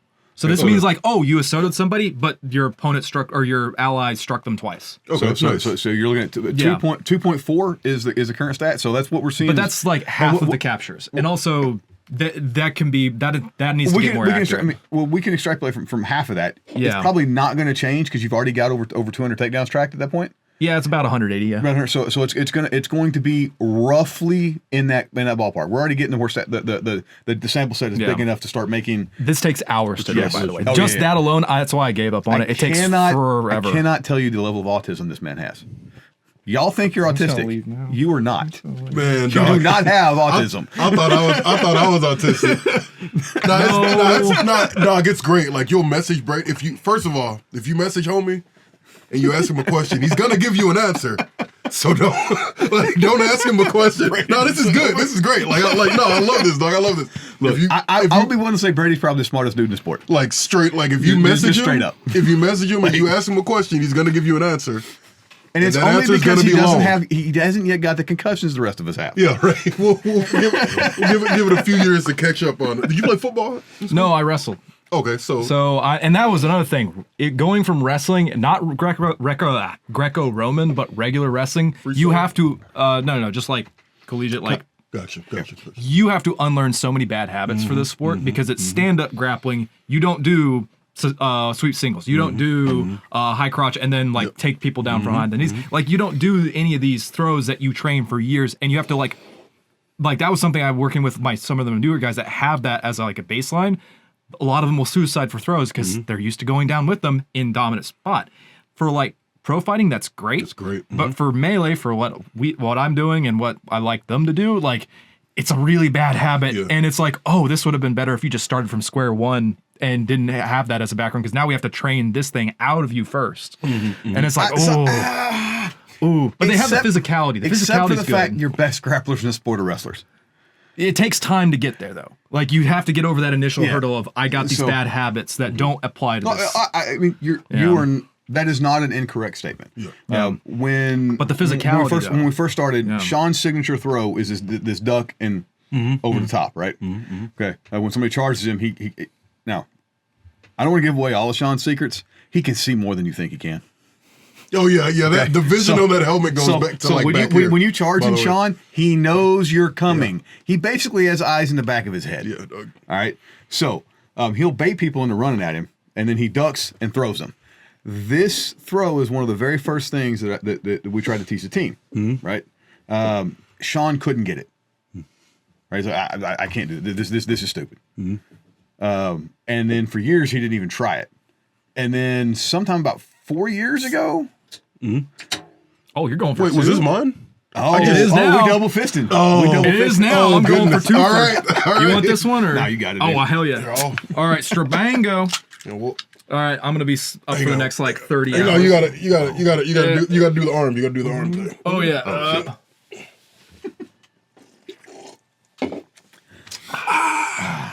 Excellent. That's really good too. Yeah, it tastes like Sonic. Yeah, not as good as this, You want to try this? but one? also let me try. It's pretty good. Let me see what the straw mango is about. Strabango. Strabango. Bang! Okay. You know. Oh, It tastes like a me see margarita, this. doesn't that's it? really good. Let Yeah. me see this. Wow. You might like that one. Strawberry, banana, mango. I don't taste the banana. the I don't taste the mangoes- banana either. the It just mangoes- tastes like a really good marg. Yeah. That's the bananas there. Yeah, you can put some tequila in there and have some trouble on your hands. Tequila in an energy drink. Yeah. 4 locos. 8 loco. Yeah. 20 loco. 200 locos, I think. Mas locos. Do you have foot sweeps or trips? Yes. Leg kick trips. This accounted for 12 takedowns. The reason why I differentiated between leg kick trip and Sasai is that Sasai involves a little bit of hand fighting or like control of the head. A turn, yes. And or control of the arm with an overhook or grabbing the gauntlet, grabbing tabard, something, right? Leg kick, literally you can just stick your leg out and kick someone in the shins while they're running by. And that was something that I think Kenyaz did quite a bit. And that's because people charge McCabe. Yep. Yes. So like for Kenyaz specifically, they had like, let's see, like kid trip, they had 5. 5 out of the I think it's 12. 12. So disproportionately they did it. Yeah. You should basically deduce, don't charge them. Yeah. Don't charge McCabe. Well, that's the thing. Is like you got good flanky boys. They have good situational awareness. No. Like if you're trying to cross-check them, you're probably going to not succeed in that. Approach with caution. Also, having fought with McCabe, Oh yeah, you fought with him. McCabe and I set up a ton of cross-checks together. Yeah. Right? Him playing 3, they would charge him. He would just drop back. And then the 2 is going to, like, I deleted, I don't know how many people at it, like 3, 4 people at that tournament. Yeah. Right? And it was a trip too, because when teams were watching y'all fight, and you slowly saw them like be like, all right, don't rush this small dude because that guy's gonna come kill you. And it was after like 3 or 4 checks. I think my favorite one is when I earhole Taylor Jones in the next week. Decleated. Oh, I love you, Taylor. Don't shout out don't to take him it to by heart. the way. He's getting recovering from his surgery. He had a car wreck not about a year ago, and he's recovering. Dude, so. half our team has like man crushes on that dude. Dog. I'd say actually more than half. Have you seen that man? More than half. Come on, it's Taylor Have you Jones, seen that dog. man? Yeah. That man is beautiful. Charlie with the wife and 3 kids. He's beautiful. That is also how he described Bam Bam. Bam Bam's a walking Greek god. Look at that motherfucker. He's a walking Greek god, dude. The clips. He is basically Hercules. Yeah, the clips of him like sitting between us and talking to him, and we both actually look small. I'm like, this is crazy. Charles and I are not small dudes. We're good sized guys. We both weigh 250 pounds. Yeah. And Bam Bam is just like head and shoulders taller than us, and like just, He's like, yes, I'm a space marine. basically. All right, dude. But yeah, shout out to Taylor Jones. Glad you're getting better, man. I'm looking forward to your next fight. Yeah. Yeah. Also, Tanner. Tanner. Oh yeah, Tanner. Oh my goodness. Tanner, never wear Boston bands again. No, I like Eastern Kid Tanner, dog. Tanner might have the best swag in the sport, bro. The flat top, the Eastern Kid. No, it's the Prague Trolls guy. The with guy all with the black. blackened armor. Oh my god. I bet I can sit him. Okay, sure. You can try. I want. Isn't he like a giant? Yeah, and like I said, that's what I do. Well, you're going to That's what I do. you're going to get your chance at IMCF, dude. Oh, is he? Oh yeah. The Czech, The Prague Trolls. they're sending a team. There's some debate on who's on that team right now internally, I think. But they are sending a team, so he might be there. I think right now it's not the Trolls. It is one of the other Czech teams that is going. But talking to the IMCF folks, that might change. We'll see. Okay. Cool. Dude, don't sleep on IMCF this year. There's it's gonna be in 30 Denmark. countries registered for IMCF. Yeah. Denmark is going to be a huge tournament. Yeah, Also, look, you know what? IMCF is not the least competitive league. I'm sorry. I've been to get on my soapbox. I saw y'all talking about this online, and dude, who made it IMCF Mexico for you at Team USA?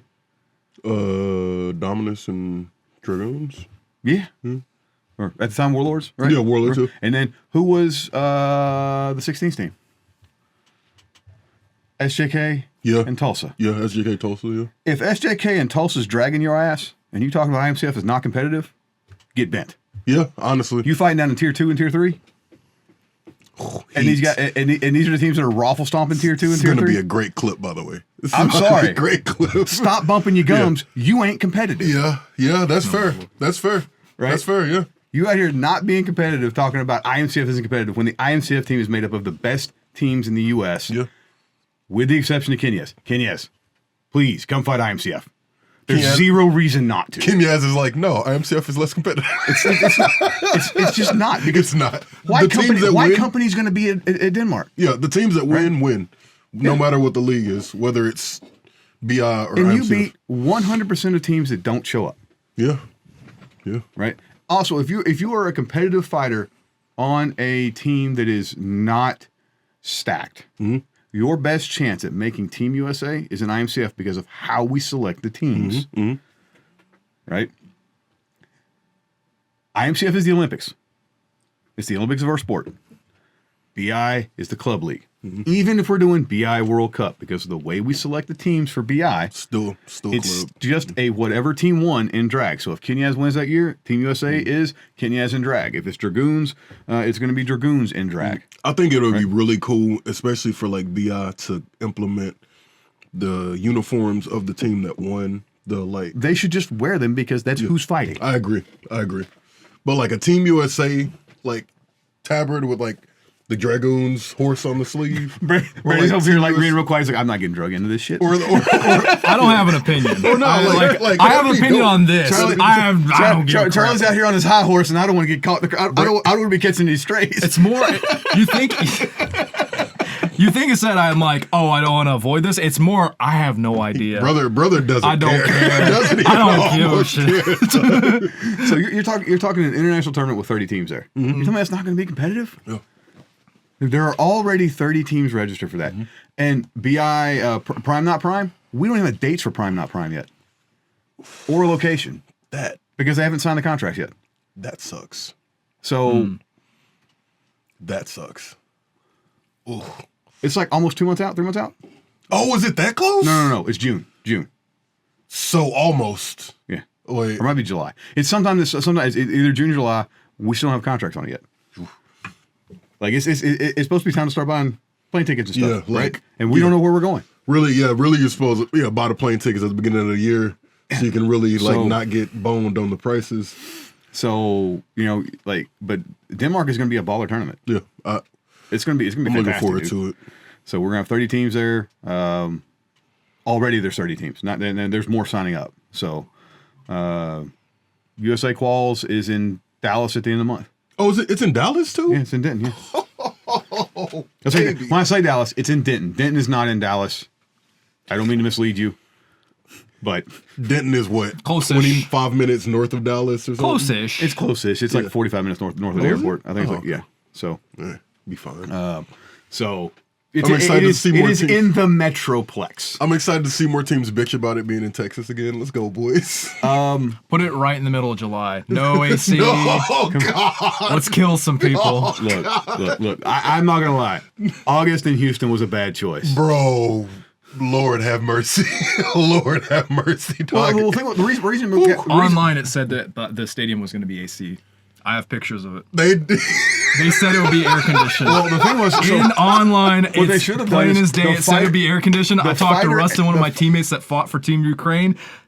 It was not AC. Let me tell you that. Everyone looked like they were dying on stream. the problem was like the fighter area was air conditioned, then and the they had, fighter area was big enough. We could have just had the tournament there. Yeah.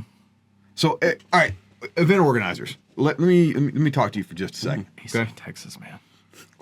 AC in Texas. That's what you need. If you are hosting an event, size the event to the number of fans you're going to be able to get there. If you can only get 400 fans in the stands, don't book a place that seats 15,000 people. Yeah, I mean, honestly. It makes your event look like it's a skeleton play, like nobody's there. Yeah, it looks like nobody gives it. Yeah. Okay, it makes you look bad, and also it's more expensive. You don't need to, Yeah. right? So Dog, that tournament in the fighter preparation area could have had something, honestly. yeah, there was plenty of room for stands, Yeah. fans, everything. Like the fighter prep area was huge. It was indoors and air conditioned. It would have Yeah. been way cheaper to rent that facility. But I think you had to rent the whole. No, you didn't. you didn't. Because we had a HEMA tournament going on And they were under the awnings. The human and they had air conditioner. They had AC under the awnings. They had a bunch of the big fan. They had the big fan. It was a good 30 degrees cooler. It was nice under the awnings. Now, I will say this rodeo arena in Conroe, the big one, is now they have several rodeo arenas on site.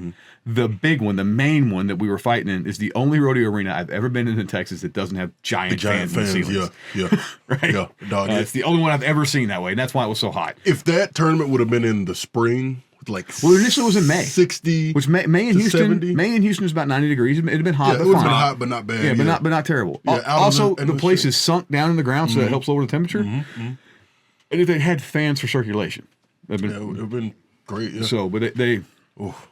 Now, I'll also say this. I think your international championships don't need to be in a horse arena. Okay. Reason being is this: like these are destination fights. Okay, these are fights that you want to remember for a lifetime, right? Okay. The reason we travel to Europe is to fight in front of a freaking castle. Yeah. Yep. Right. That's why we go to Europe. Same thing when you come to the United States. Make it a destination location. Counterpoint though, if those stands would have been full, it would have been like that. True. But you got to fill the stands up at that point. I can hear the echo of the cans when we're talking. It's resonating. Oh, are you and serious? I wonder if the microphones can pick that up. Oh no. Oh. Product placement. As they start throwing the cans on the ground. But yeah, you're right. Like it has to be a destination, and that was the thing about Spain. Spain was in front of a castle, and the stands were full. Yeah. Like Belmonte is probably one of the greatest tournaments that's ever put on. Right. Yeah. I will forever hold that we made the wrong choice going to Prague. The fights were fantastic. yeah, The tournament was great dog fights, water. bad turning. Belmonte was fantastic. Dog. Yeah, it was Like- not a lot of countries showed up or. Well, the problem is BI gutted the tournament. Yeah, because for BI is sure. like, oh, we have to have it on this one weekend because it's the biggest. It's the biggest Ren Fair in all of Europe. No, it wasn't. Oh. It was just some rando Ren Fair in the middle of nowhere, in the Czech Republic, on the side of a hill Yeah, I saw it was with raining. no water. And that was the thing about Spain. Spain had food trucks. Yeah, they had like Tyler Gentile, and it was a trip because we were fighting on the fives. Tyler Gentile pulled up his car that he rented that he exploded the clutch on, by the way, driving up the hills. But he had double insurance, so whatever. That's gonna be fine. There was also 800 pounds of human in that car, by the way. It was me, Tyler Gentile, Zach, and Shelby. Like, Oh, Lord. Like nobody there is small. That's more than 1,800 pounds. That's More. That's that as car- much as I mean, the car. that car was on the- Charles and Zach are 600 pounds. Yeah, right. Like, but Tyler Gentile pulls up his car and he's like, hey man, just sit in the car because I've got AC. And I'm like, bro, I'm in Marmor. He's like, it's rented and I've got insurance, double insurance. You're fine. All right, cool. And then he disappears and he comes back and he brings me this sandwich was this big, dog. Giant sandwich with a bunch of meat in the middle of it. I'm like, all right, this is great. Freaking Scooby-Doo and Shaggy. I will say something I learned in Prague is that the Czechs do I'm gonna call it a gumbo. Okay. Okay. There- Czech gumbo. There's a Czech gumbo. This dude just breaks out this big pot over a fire and just starts cooking this massive pot of, for lack of a better word, Gumbo. Eastern European gumbo. Okay. I can get All behind that. And it was delicious. Also, they changed the way that I eat grilled cheese sandwiches. Okay. All right. All right, you gotta elaborate. Yeah, I'm needing more from this. Hold on. I'm about to say, you The saw- Midwestern in me just feels very offended you just said that. Like, how dare you, sir? These guys, so we were sitting, it was me, Nick Huey, and Nick Huey's wife, and my wife sitting there watching fights, right? And Dre and I go get the grilled cheese. And this grilled cheese is it's not like a sandwich, okay? It is literally melted brie poured over bread. Like this big, hearty, like hunk of bread. Oh, so it's like a dipping sauce almost. but it's on the bread. Oh my god. Okay. Lava cheese. Like an open face, not even two pieces of bread. Life-changing groceries. Life-changing. Okay, that sounds amazing. That all right. I see the vision. Yeah. I see the I vision. mean, Nick can attest to this in the comments, dude. The grilled cheese is life-changing, dude. So I went to Czech for the Czech Republic for the grilled cheese. Dude, so when we got wheels down in Prague, the first message I get is from one of my Ukrainian homies who was like, "You have to go eat at this steakhouse in Prague." Okay. And I'm like, "No, Yeah. Europeans suck at steak. No. Yeah, that's not. Like, that's I'm not sorry, what your we do. European cows are terrible." A lot of them were old dairy cows from the United States. Especially in It's true. England. England buys a lot of our old dairy cows. And they eat them. Dairy cows, if you don't know this, they make milk, not meat. Mm-hmm. When they're end of life, we sell them to Taco Bell. Oh, okay. Right? I didn't know that. I'm not shitting you. This is what happens. I thought it was all raccoons. Raccoons and stork ankles. Yeah. Raccoon meat's a little greasy for Taco Bell. I know Is you- it though? I know you've eaten raccoon, and I just It's that southern Mississippi, all right? yeah, I know. Down in Cajun country, if it crawls, swims, walks, or flies, it's on the dinner table. It's eaten. It's getting eaten. So he tells you to go to the steakhouse. Steakhouse, and I walk in to make reservations, and I'm dressed in tank top, shorts, cowboy hat, all right? And they're like, "Oh, sorry, restrooms are for paying customers only," and I'm like, "I'm here to make a reservation." They're like, "Oh, okay." So make a reservation. Austin and his wife come, and we sit down and eat dinner, and it was, as we're reading the menu, they import Texas Wagyu. Okay. Which the Texas Wagyu is an Angus Wagyu cross. I will tell you, I think it's better than regular Wagyu. I agree. I buy that. Right? Because regular Wagyu's got a lot of fat. The way you eat regular Wagyu is like sushi. Yeah, you sear exactly. it. It's basically just seared on the outside, and it's raw in the middle. It's delicious. Love it. Texas Wagyu, you can cook more like a steak. Exactly. Yeah. Right? It just tastes like regular ones. Just tastes like butter. The Texas one. Yeah, it's got that beefy, but you still got all that marble intermuscular fat. All that good. So like it's amazing. But like everything in Texas, we don't invent it. We steal it and make it better. Mexican food, Tex-Mex. People get so mad at me for saying that Tex-Mex is better than Mexican food. It just is. It's sorry, dog. It's Like sorry, I man. love eating. different cuisine. Definitely different cuisine. I love love Mexican going to food. Mexico and eating Mexican food. Yeah, Right? straight up. Right. Tex-Mex is just better. Yeah. So New Mexican food also delicious, not as good as Tex-Mex. Ole's gonna red card us out of existence next time she sees us. Oh, them too. Yeah, I got some for that team right now. Oh, Double red cards. But anyway, this is probably one of the best steaks I've had in my entire life, and Eastern Europe. they do a lot of beef tartare. Okay. And amazing. If you guys have never had beef tartare, it is just raw minced beef, usually cut like eye around, and then they serve it with like a crunchy bread and egg yolks. I don't know. I still don't know about it. I've heard Here's the about thing, it. like when you describe so it, I delicious.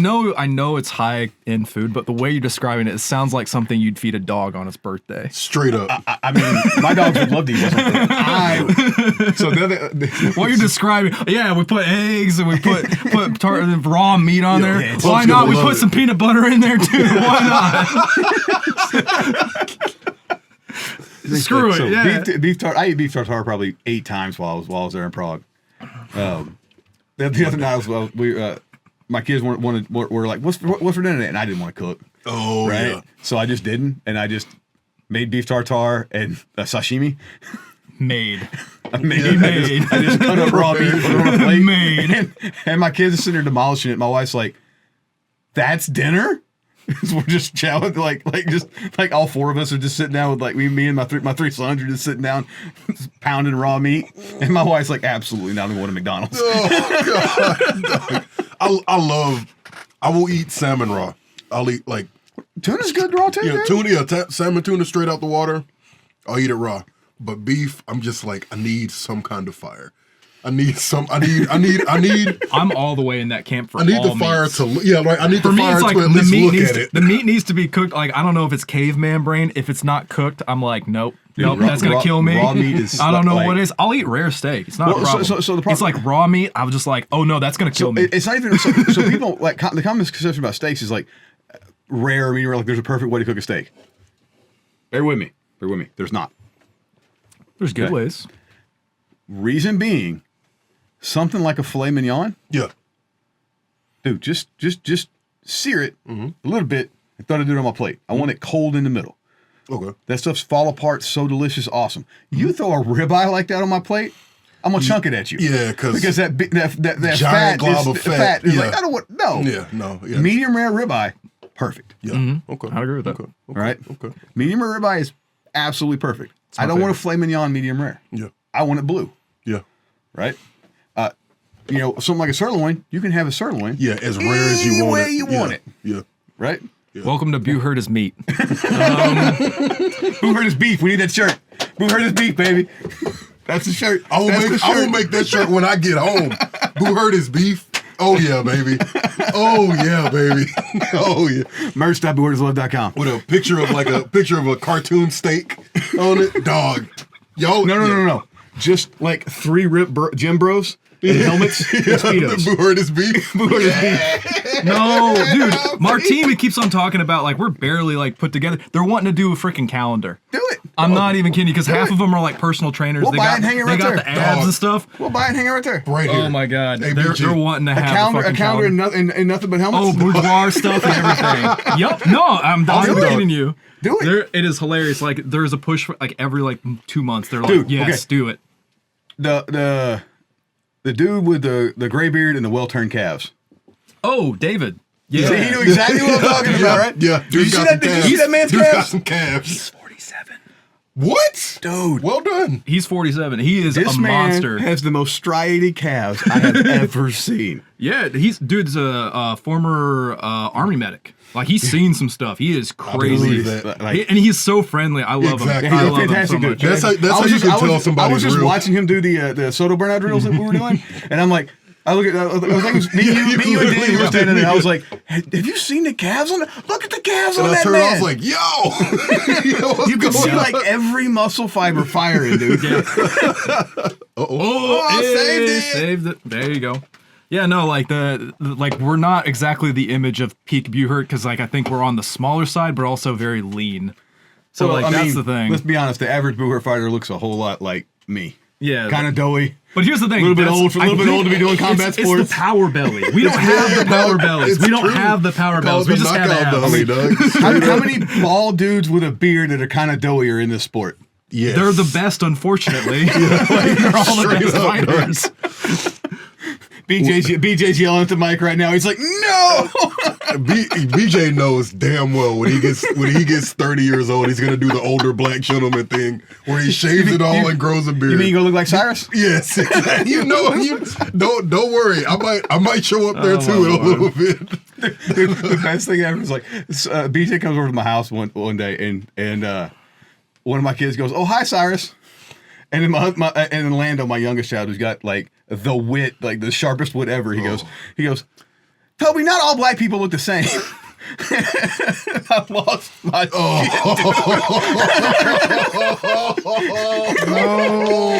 I can't be associated with you. Oh, BJ just I have heard that. I can hear that. I heard that conversation in their voices. Oh dear God. He just fired it off without a second thought. Just bam. Like I said, hey, somebody clip this and quote me. Like I said, when BJ gets older, he's gonna do the older black gentleman thing. It's his destiny, dog. Look at him. Which Clips is gonna pull this out right here. Oh yeah. The Danny was so happy to fight BJ. Like that was just- he was just so like- happy. He was like ecstatic. Oh man, like he's like, oh man, I'm so used to fighting like us little guys at 200 pounds, you know. And it's like, I mean, in this sport, you're not a real dude unless you're like 6'2", 225. Yeah. oh Yeah. It At has least, gone up. 6 foot. At least I'd say 6 foot. At least 6 foot. It's gone up. the size requirements have gone up for being a real boy in the sport. I used to be medium. I'm small now. Well, what's hilarious is like, so I go to my we did this Bible study thing called Rooted that we're doing with the Lake Point Church, and I am much larger than all the other dudes in the class. They're all like normal sized guys, right? And me trying to explain to these folks that I am not a big dude in this sport, right? Yeah, I have the same. Like I'm sub 6 foot. Oh, fair. And I'm 250 pounds. Yeah, you're a good size, an okay sized dude in the sport. Yeah, decently sized. So, but standing next, like I took a picture with the Kenyas team at Carnage. They make me look tiny. Their front line is massive. I think Chad threw me, and I felt like, you know, when their dad's playing with their kid that's like 6 years old, he just fucking yeeted me. That was a Chad very hit me embarrassing with an thing. Asoto from 6 miles away. Like most time when you hit the Soto, you're hip to hip, right? Yeah. Well, I rolled back to rail. We were not hip to hip. And he's like, And the next thing I know, he grabbed me by the top of my helmet and Asotos me by the top of my helmet to the dirt with an in-rail Asoto. And I'm looking at the sky going, fucking how? He probably didn't even lift his arm. He just probably just rested on there. Boom! And I'm like, this damn ginger gorilla. dog, That's what it's like fighting Danny. dog. That's what it feels like. Yeah, it's very strong. Yeah. So, and now his brother's on Kenya's USA. So they got the brothers big now, and and so the thing is, like, so they've got Chad, his brother Blake, they got Jimmy Shock, Yeah, and they've got Nick Huey. Nick Huey. And Nick Huey is the small boy out of the bunch. Nick I think he weighs more than Shock, but he's shorter than Shock. I think Nick Huey also wasn't he like a collegiate offensive lineman or something? I don't know. I just he know moves like it. Dude, so when I met Nick Huey was when we went to Prague, and they were like, "Oh, Nick's good. He's not really ever been in a tournament, but he's really good." And I'm like, "You sending me to fight the best teams in the world with a noob?" Right? And I straight, I was like, great. So me and Austin are expecting to go into, we're gonna have to carry, right? Because the right rail is not going to be doing like just please stay up, right? Mikey, hold the line. Yeah, stay alive. And because you got Mikey, well, I think we were in Mikey Dakota and Nick Huey on the right rail. And, Jesus. I think we were rotating Just more. Thunderous. More. I think we were rotating McCabe and Sean at center. 'Cause I think we were rotating the center, and so we were like, okay, so left rail is going to be our speed rail, right rail is going to be our anchor, right? Nick Huey had the best stats on the damn team. Oh yeah. I've never been lied to so much in my life. They're like, this guy's a noob. No, he's not. He is not. Where? Noob where? Like when you say noob, I expect somebody like you know that doesn't know how to fight, right? You give him one direction. This guy comes out bodying motherfuckers in the first round. And Austin and I had some of the worst stats we've ever posted at that tournament. Yeah, that was a weird tournament. That was a really weird tournament. That was also like, that was a weird era in Boohurt as well. I will say the only time I went down in that tournament was because McCabe team killed me. Yep. Oh. It wasn't, but he never hit me. He hit the guy I was holding And the guy three just- times. yeah. 3 times he hit the guy I was holding so hard he spasmed and flopped, hanging on to me. Like, he wants to be like we're talking like I was talking about. All right, time to add it in. Suicide by axe. Suicide by axe. So- That's funny. I'm gonna have to edit that. I'm gonna have to edit that suicide so many times in this damn video. Oh God, I just thought about that. Because I just thought about traded. that. Traded. Oh, it's a it's trade. trade. I should have. I did this whenever I was new. Market is double. Doubles. Yep.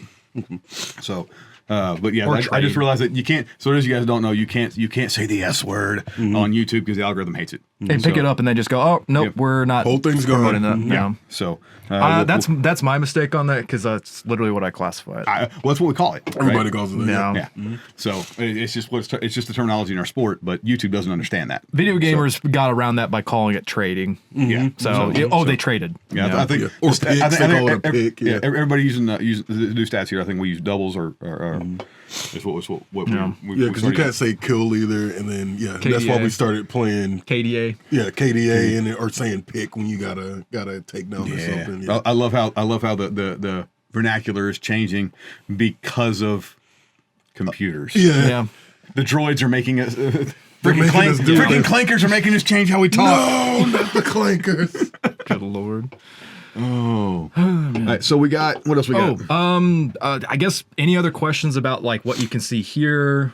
Is there anything, what is the T? T? T. Where's T? You got T right here. Spill the T, man.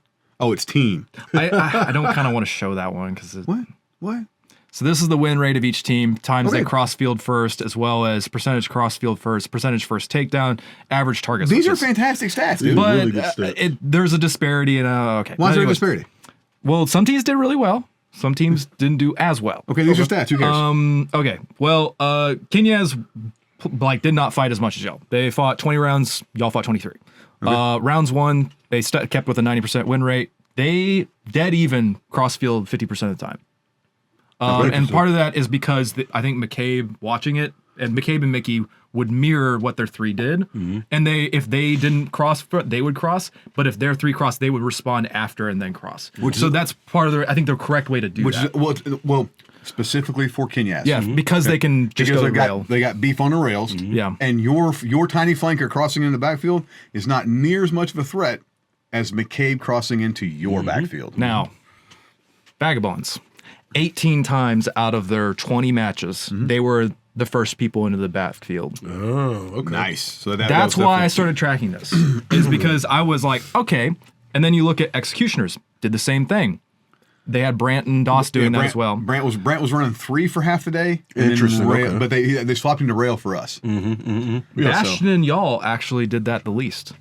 That makes sense because Sean is a zoning center. Yep. And Adam is going to play as off of the other 3. Off the other 3. He's going to play off the other 3, but also Adam is going to play. He plays 3 more like a mobile 2. Yeah.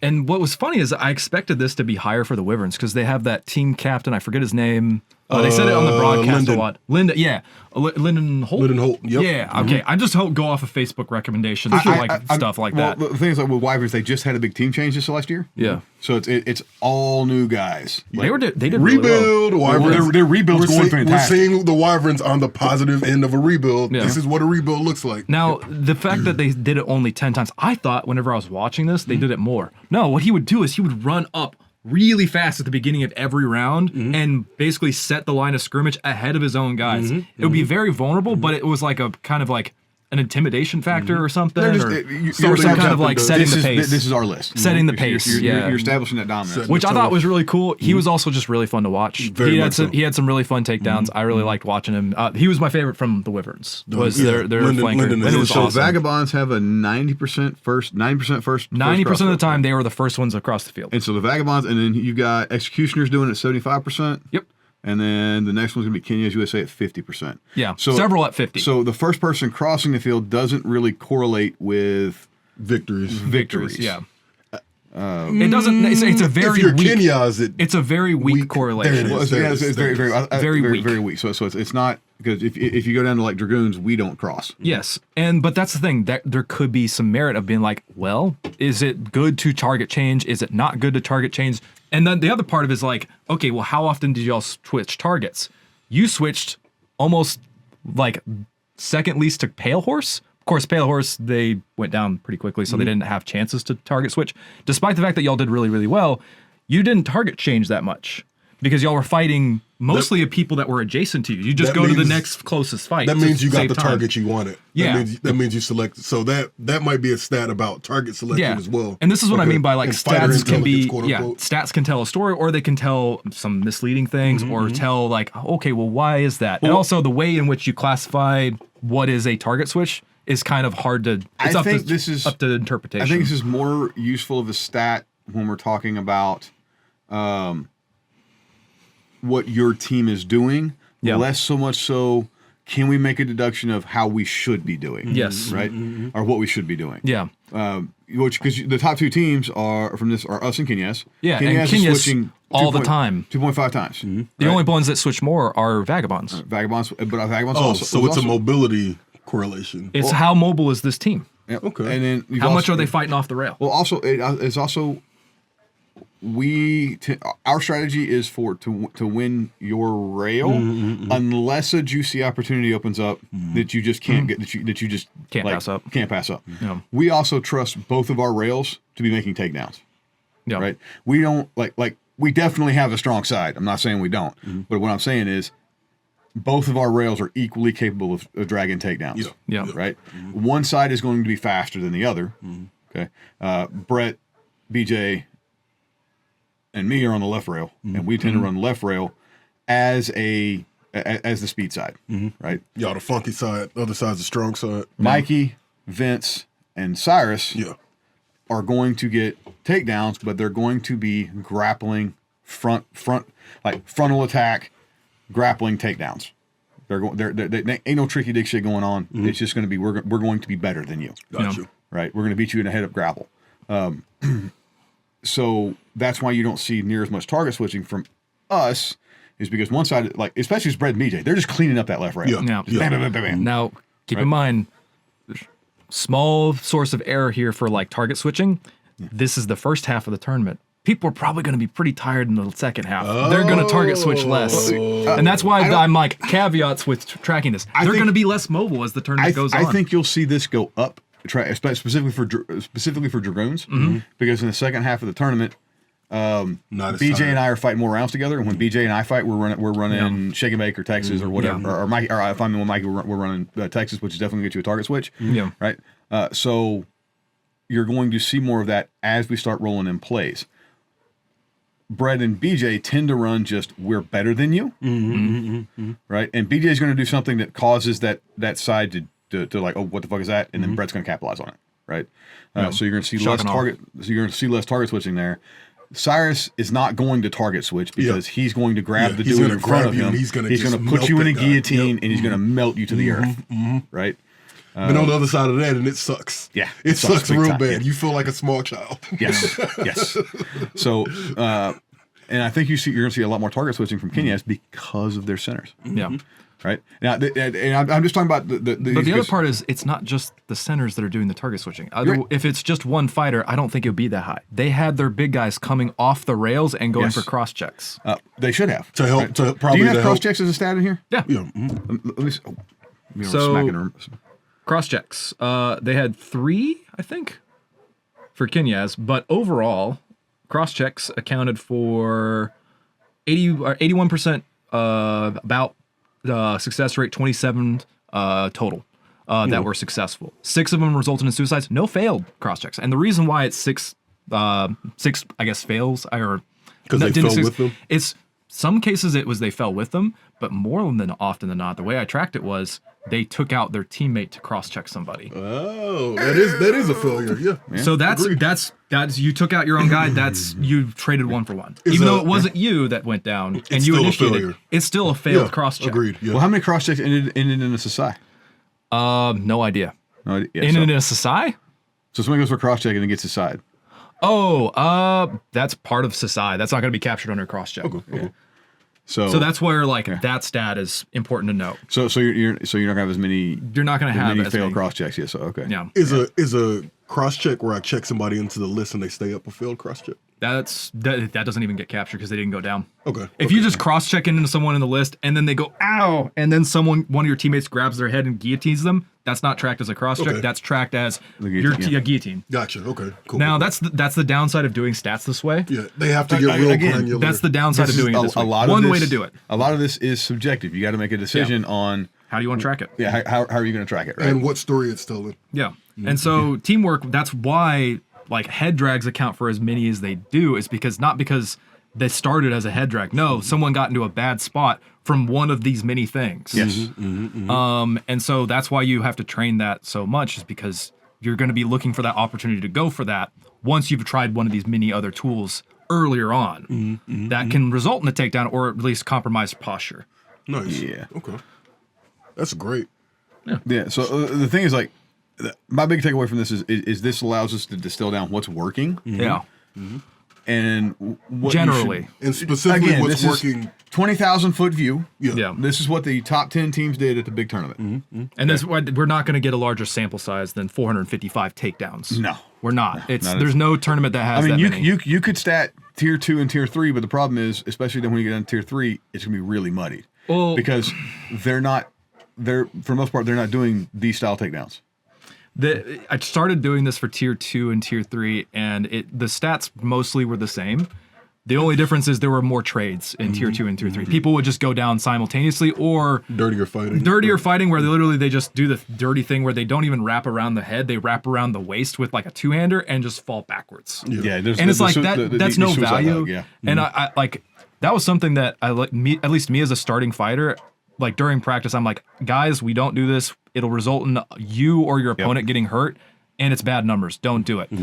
But whenever you're starting out and you're a newer team, or you're going against teams that are newer and you're a newer fighter, if you're not prepared to handle that, you'll end up going down whenever you do something successful because you're not prepared for training against someone who's willing to go down doing that. I learned that during my first tournament was like, oh yeah, they're willing to just trade. Yeah. They're just willing to trade, and I wasn't prepared for that. And that was like something that I kind of learned through. Yeah, it's one of the reasons why I don't like explosive takedowns is it's harder to defend against the double over wrap, right? Yeah. That I'm going to guarantee that we're going to go down together. Yeah. Right? It's harder to defend against that. Whereas if you just gently set the dude on the ground, you can still be standing over him going, hey, let go. That's why the list takedowns are so successful. Is because you maintain your stability throughout the whole throw. Yep. Open field, it's risky, high risk, high reward. Yes. Low risk, high reward on the list. Yeah. And so that's part of the reason why I was kind of surprised that Harai was higher than Tai. Do you have? It was attempted less, but it actually was a little bit more effective. Nice. Do you have positional stats? Or I guess stats that's also kind of like individual, so probably not. When you say positional, are you talking about like, oh, how often did threes do this? How many threes did we do this? Exactly. Unfortunately, no. Okay. I track target switching. For those that are new, we have. And when we're talking 5v5 fights, we have basically 3 positions on the field. It's rail, wing, and center, right? And on the other side, you're going to have a rail and a wing, right? We call the rail and wing like a rail pair. Yeah. All right. The center is going to play kind of a defensive safety type position, okay? Defensive back. You'll also hear them termed 1, 2, and 3, and that's counting away from the list rail. All right. So your 1 is a rail, 2 is a wing, 3 is a center, right? Just so you guys understand what we're talking about, we'll say 1, 2, 3. And there's that's what I was going on about the whole exception of the rare exception of we don't run 2, 1, 2.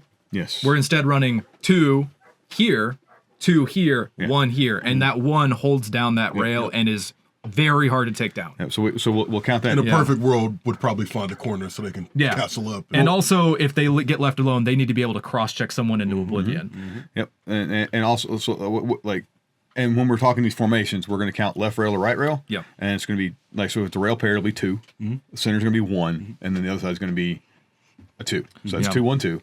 And then if we're talking, so if we're running a 2, 2, 1, all right, that's going to be a rail pair with 2 centers, 2 threes, and 1, 1 on the other side. I guess you could run that as a 2, but don't. Yeah. Please don't. He's going to die. Yeah, don't do that. Yeah. So, but that just a brief for new folks how we're counting positions. Yeah. The other thing I guess is I wanted to try and track loadout stats, not necessarily position stats, but how often are your ones using an axe, a one-handed axe? How often are they using a shield and an axe? How often are they using a two-handed axe? How often do they use a two-handed axe in the 1 or in the 3 position versus a one-handed?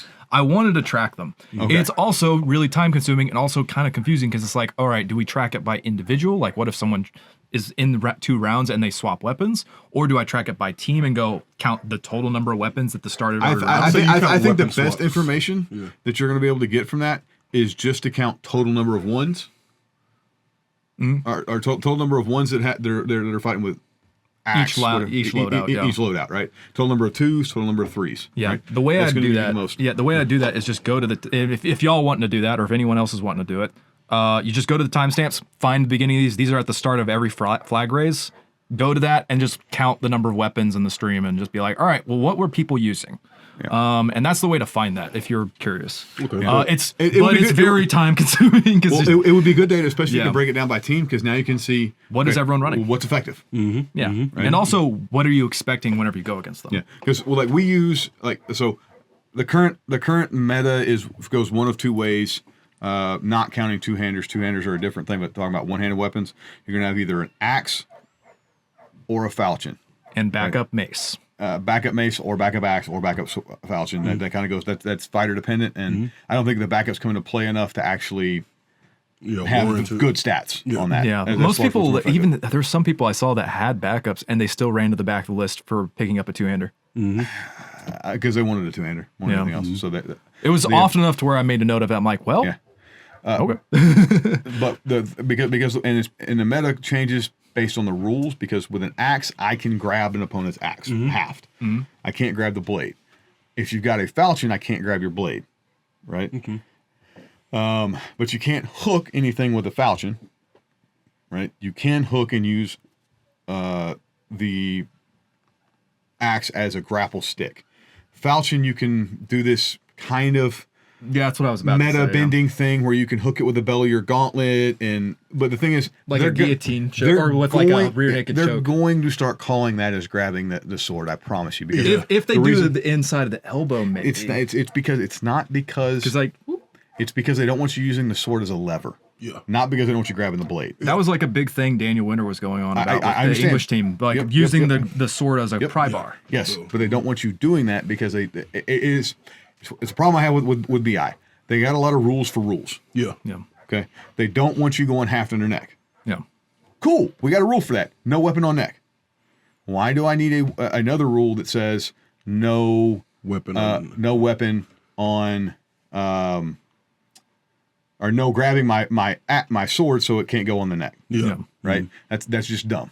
Yeah. Sorry, it's a rule for a rule. You've already got it outlawed. Don't Also, outlaw a thing, outlaw a historically, thing. every single treatise, every single sword fighting treatise has Sword grabs. techniques where you grab the blade. Yeah. Yeah. And so offensively for sure. and defensively. and that's the thing, like also with our newer team, I'm like, hey, one-handed axe is going to be the easiest learning curve for you. One-handed sword also for pro basically a fights. hammer. Yeah. For pro fights and for duels, obviously you have to use a sword. But for like melee, I'm like, all right, if you want to use a sword in melee, you are going to have to train harder. And the techniques that I'm trying to show y'all or trying to like instruct them, being like, hey, this is going to be a little bit harder. At least as a new one person. is harder than the other. It's just a different thing that you got to get used to. Yeah, Right. but I think the learning curve is less steep with a one-hander. At least that's kind of what I for found. a one-hander, yes. For a new Yeah, person, yeah. for a new person. one-hander. For a two, if you're new, you should not be using a two-handed weapon. Just don't. Yeah. You're bad at grappling, and that's grappling with a boat anchor. Yeah, no. It took And me it's about gonna slow down It your took me about grappling. 6 to 8 months before I was like, all right, I'm finally comfortable enough with a one-hander. All right, I'm gonna do a two-hander, and then it just felt like relearning it all over, and it felt like I was just playing the same thing on hard mode. Yeah. And yeah, All right. We want to take a break because we have to restart the cameras because we've hit 2 hours. oh dang. Oh, all right, cool. Huge benefit went to Danny and the other guys because they haven't done cross training software. Gotcha. I've done 3 of these at this point. Gotcha. Okay. All right. So like this is the 4th one for me in under a year. Like I've been doing this, been doing the and so cross-training. for me, steel reps are much more valuable than Absolutely. than soft kit with other teams. Agreed. But for right now, So being a new fighter still is more beneficial to you at this time. for me now, like As a you year get- ago, no.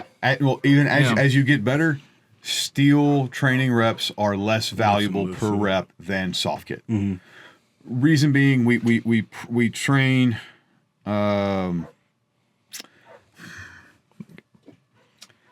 Organized thoughts. We don't get the benefit from armor training because you lose time gearing up and gearing down. Yes, you do. So 2 hours of your training cycle is It's spent gone. Yeah. gearing up and gearing down. Minimum 30. Minimum. It's an hour. Yeah. It's always an hour because it takes an hour for a team to get geared up. You may only take 15 minutes. Yeah. Oh, I'm fast, but Right. my shit's the easiest to put on. Yeah. I can get geared up in 10, 15 minutes. It's not a problem. If it's but when we do an entire team,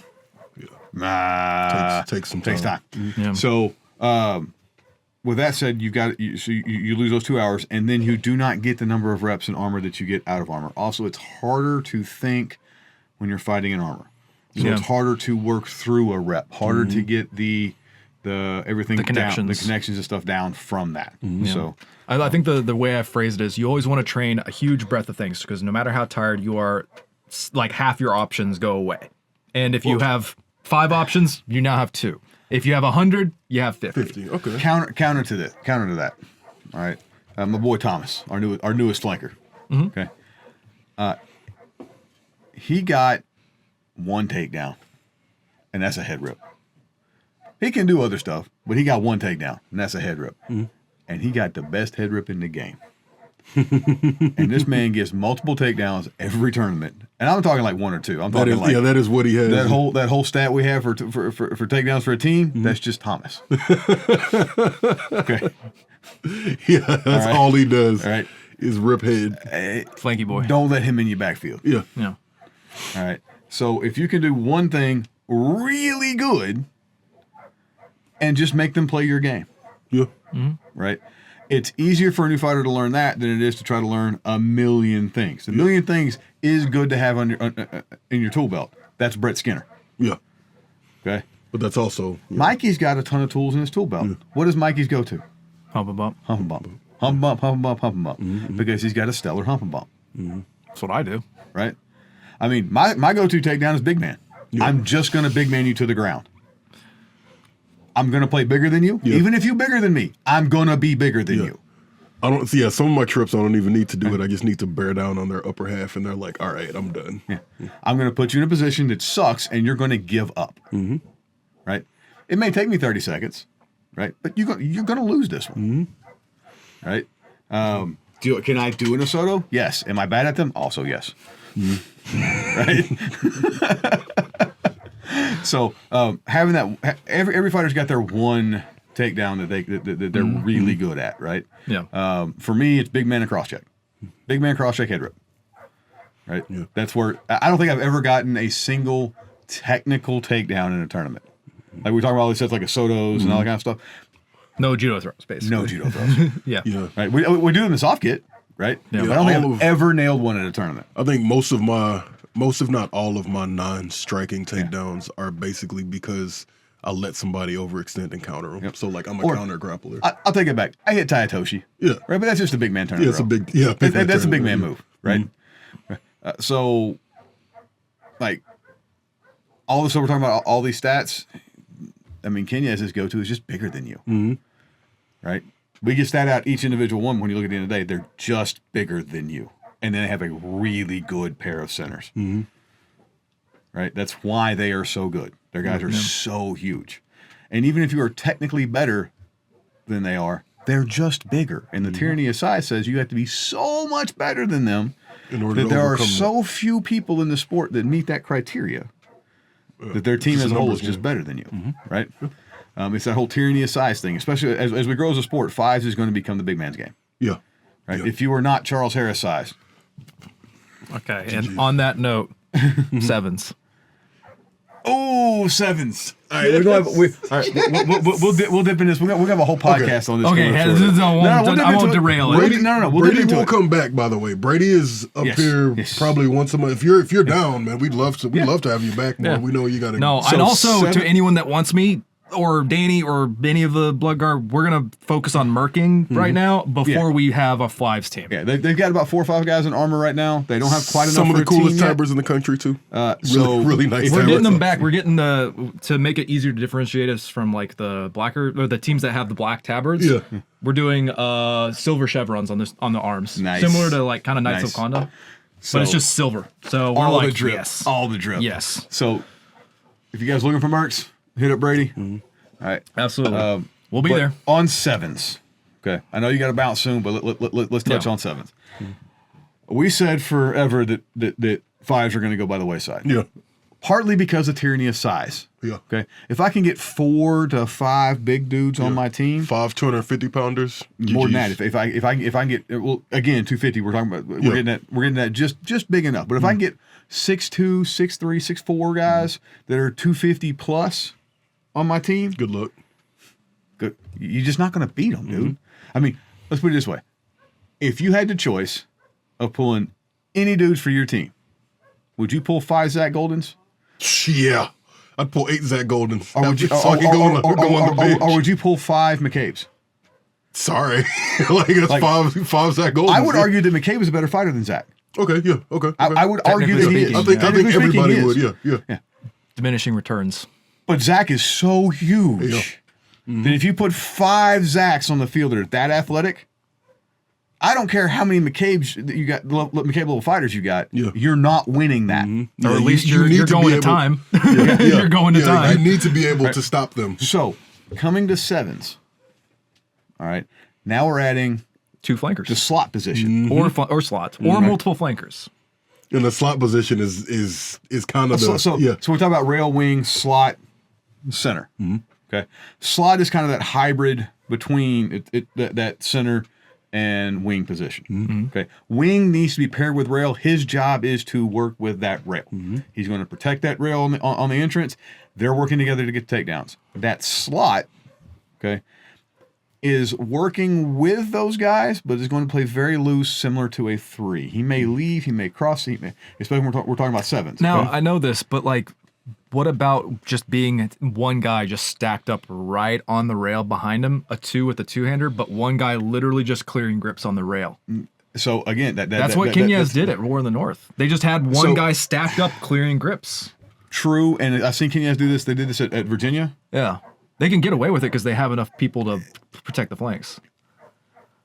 They just let people into the backfields and make sure they can't possibly lose the rail. So, in the 12s and War in the North, you can make an argument for that position. I think at 7s, you're still too few guys on the field. Few? And you're giving away firepower for it. Gotcha. Because when we saw Kenyas do a very similar thing at War in the North, we beat them. Okay. They did not do that here, and they handed us our asses. Well, you're talking about War in the North? Not War in Virginia. Virginia. Gotcha. Okay. In Virginia. Okay. Now again, we're going to 7s. I think, just talking about Kenyas, the way I would run their lineup is now I'm going to run their tyranny of size, and then right? McCabe and then Mickey. I'm going to McCabe, Mickey, and run Fabian there, dude. There's just 3 flankers. All right. Yeah. So I'm running my 3 because all those axes circling. Yeah. Right. Plus, it allows them to pull up with 7s. It would allow Kenyas to pull up their bigger fighters from fire, and continue that tyranny of size with rotation now. Okay. So, and we'll see the meta. So the 7s, we just have the 7s starting to go down in France with the Russians in drag. Okay. Magna Carta. Magna Carta. Okay, gotcha. Yeah. I'm not a fan of the league, but I am a fan of the idea of 7s. I am a fan of the idea of 7s. I a fan even of kind of like the low list they run. Oh, no, God. No, it just turns the match into Looney Tunes. Well, the thing is, no. Oh, God. Hold up. Now, you change the meta, Okay. for the good, I think. Okay. So that Because big guys why don't do we just go to dominate. why do we go to shelf list? So because people were grabbing the list. Because people are grabbing the list and grinding. Okay. So we've established already that the grind is not a favorable portion of the game because it's boring. Okay. And also people dislocate their arms. Sure. All right. I'm not worried more about the safety aspect. Screw safety. Nah. Just from a No need. Just from a specific fan engagement. Okay. We don't have that, or you start losing that at this vertical jiu-jitsu that we do on the rail. Okay. Jiu-jitsu may be the most participated in combat sport in the world. Nobody watches it. Yeah, Because I watching couldn't name a judo two sweaty dudes roll around on the floor is not something most of us enjoy. Yeah. Oh, that's jujitsu, but close. Jiu-jitsu, yeah. Let me just pull guard from the ground. Yeah, let me butt scoop. All right. Yeah. So, and the rail game is vertical jiu-jitsu. Right? Okay. That's what it is. Okay. Right? Yeah. We're grinding on the rail. We're grappling around the rail. There's not a whole lot of striking. I mean, there is striking, but in fives we've shown just by Brady stats that striking is removed from the game. Yeah, less and less. Okay. It's limited. It's very Very its limited. effect is limited at the high end. Okay. Now 7s, you bring it back. Okay. Low list also brings stuff back because now I can't rely on that list so much. It's depending on how you use that low boy list, it's a hindrance or an asset. It's It can be both. Also means that having shorter rail guys changes the game too, because your shorter rail guys can actually support themselves in the list. Yep. And someone like me who has it maybe at hip level. You're what, 3 inches taller than I am, 4 inches taller than I am? Yeah. Right. Yeah. The difference between my hip level and your hip level is massive. Yeah. Because I'm also I can all make legs. better use of a low list than you can. Yeah. Right. That low list scares me, and like I'll still fight it. If that low list scares me, because I see myself getting checked into it and breaking my leg. Yeah. Falling right over it. So and then you got the ass. You got 2 more dudes on the field. Mm-hmm. 2 more dudes that are going to be playing off the rail most likely in most setups. A low list tournament, interesting. Okay. Because it's not a tabletop list Now either. again, I'm not necessarily a proponent or against the low list. I'm just saying this changes the game. Yeah. Right. Okay. I think probably for the better. Okay. Right. This is independent of 7s. Fair. Yeah. Just talking about this magnifier. For me, thing, I'm yeah. more just like 7s, yes. Low list, Yeah. Yeah. Same. I think 7s could be the new 5s. I would love that. That would be awesome. Right? Because these are going to be easier to get that because you need 11 guys to field 7. If we can keep the ratios the same. Yeah, like right? the- I think it's 11 about 50% 11 to 7. Rounded Yeah. down, It's 60% of whatever the format Yeah, is. which- 5, 8s, 10, 16, 12, 20. Yeah. So I think 7 gives us 11. If my math is right on that. It's actually 11 and a half or some shit. But It's you can't round up or down. I don't You care. can't have half a dude. So Yeah. That counts half. So it changes the meta because now you're going to run a 2-3-2. Most likely. You could also run a 3-1-3. You better be a real good flanky boy. All right. And not necessarily because He has less space. Because you're 3s. All right. And, Yeah. and we're going back to old school. Like we used to run a 3-2. Yeah. That was the meta, was 3-2. Yeah. Right. So now you're running now the meta is shifting again. And I think the 7s adds more fan engagement. And we get less of this vertical jiu-jitsu on the rail. Yeah. Because now I can have more axes on the field. No. Okay.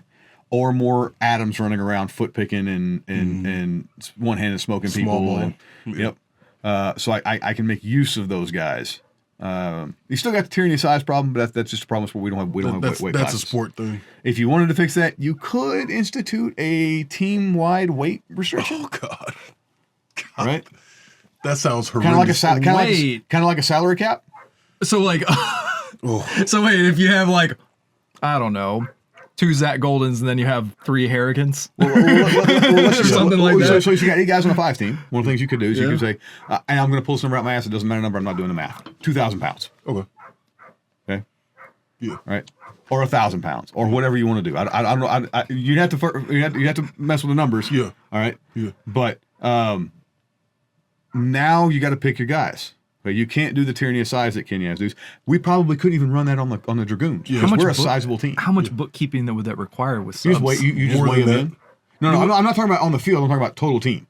Okay, so then we'd have to have predetermined lineups to make sure that you sub one guy. Well, we went above 2,000. No, with no, this no, one no, guy. no. No, not per Per team. Per team. Oh, for the whole For the whole- lineup, regardless of who's in. Regardless of who's in. Okay, I can see it. Yeah. I can see it. So this is It's something very that you just show up, you weigh in out of armor. I would argue out of armor. Yeah, yeah. At the tournament, and your team has to make weight. If your team makes weight, great. If not, you're dropping dudes. Now this could also be like, cool. We still want to do tyranny of size. We're gonna run 5 guys.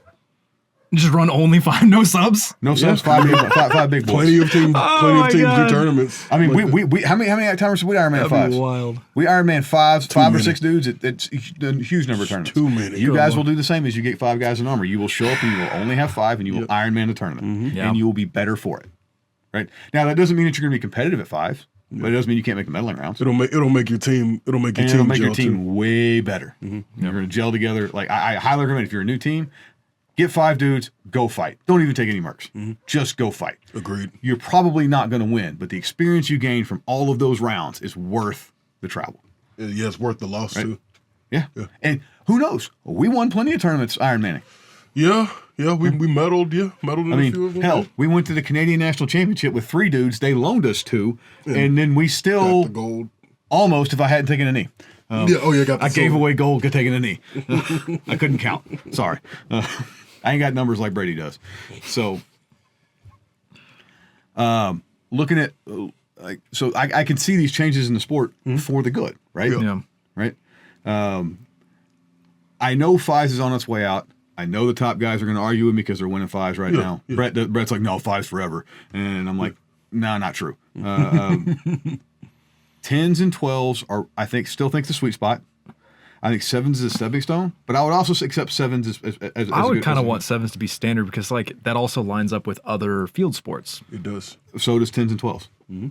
Yes, but also barrier to entry.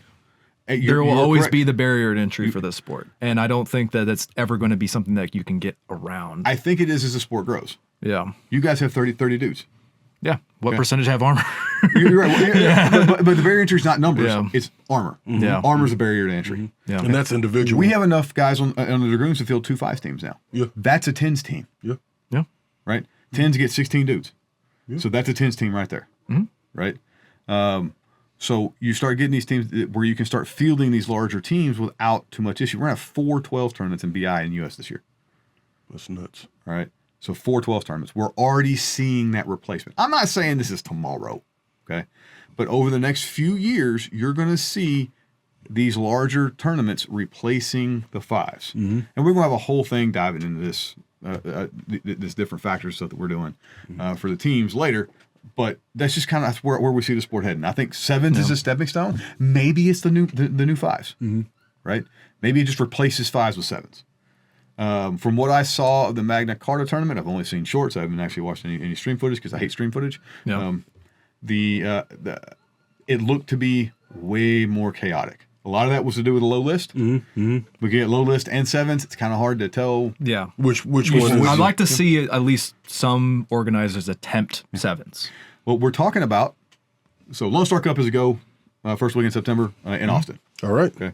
We're going to be at the Fit Fest again. And it's either going to be a 7s tournament or we're going to do a Conquest 10s. Okay. Nice. Okay. One of the two. That's dope. All right. So I have never mind. What? No, What? no. Ain't nobody safe here. What? I'm skeptical of Conquest. Why? I'm skeptical that it's going to favor much more experienced teams that have depth of rosters that don't have to use the same fighters for duelists as their melees. That is exactly the point of it. So it is meant to make teams build depth. It is meant to make teams build depth. Because think about it. The Cincinnati Barbarians. Mm-hmm. But the rate of injury is also going to be high because you're going to be fighting 16 rounds. It's going to be. I think it'll be the same rate of injury. 16 you just pulled rounds. up 20-round fights for tournaments. Yeah, over how many hours? No. 10 hours? Having fought many of these. Oh, this is over 2 hours. Here's the rate of injury is going to be way higher for this. Totally not.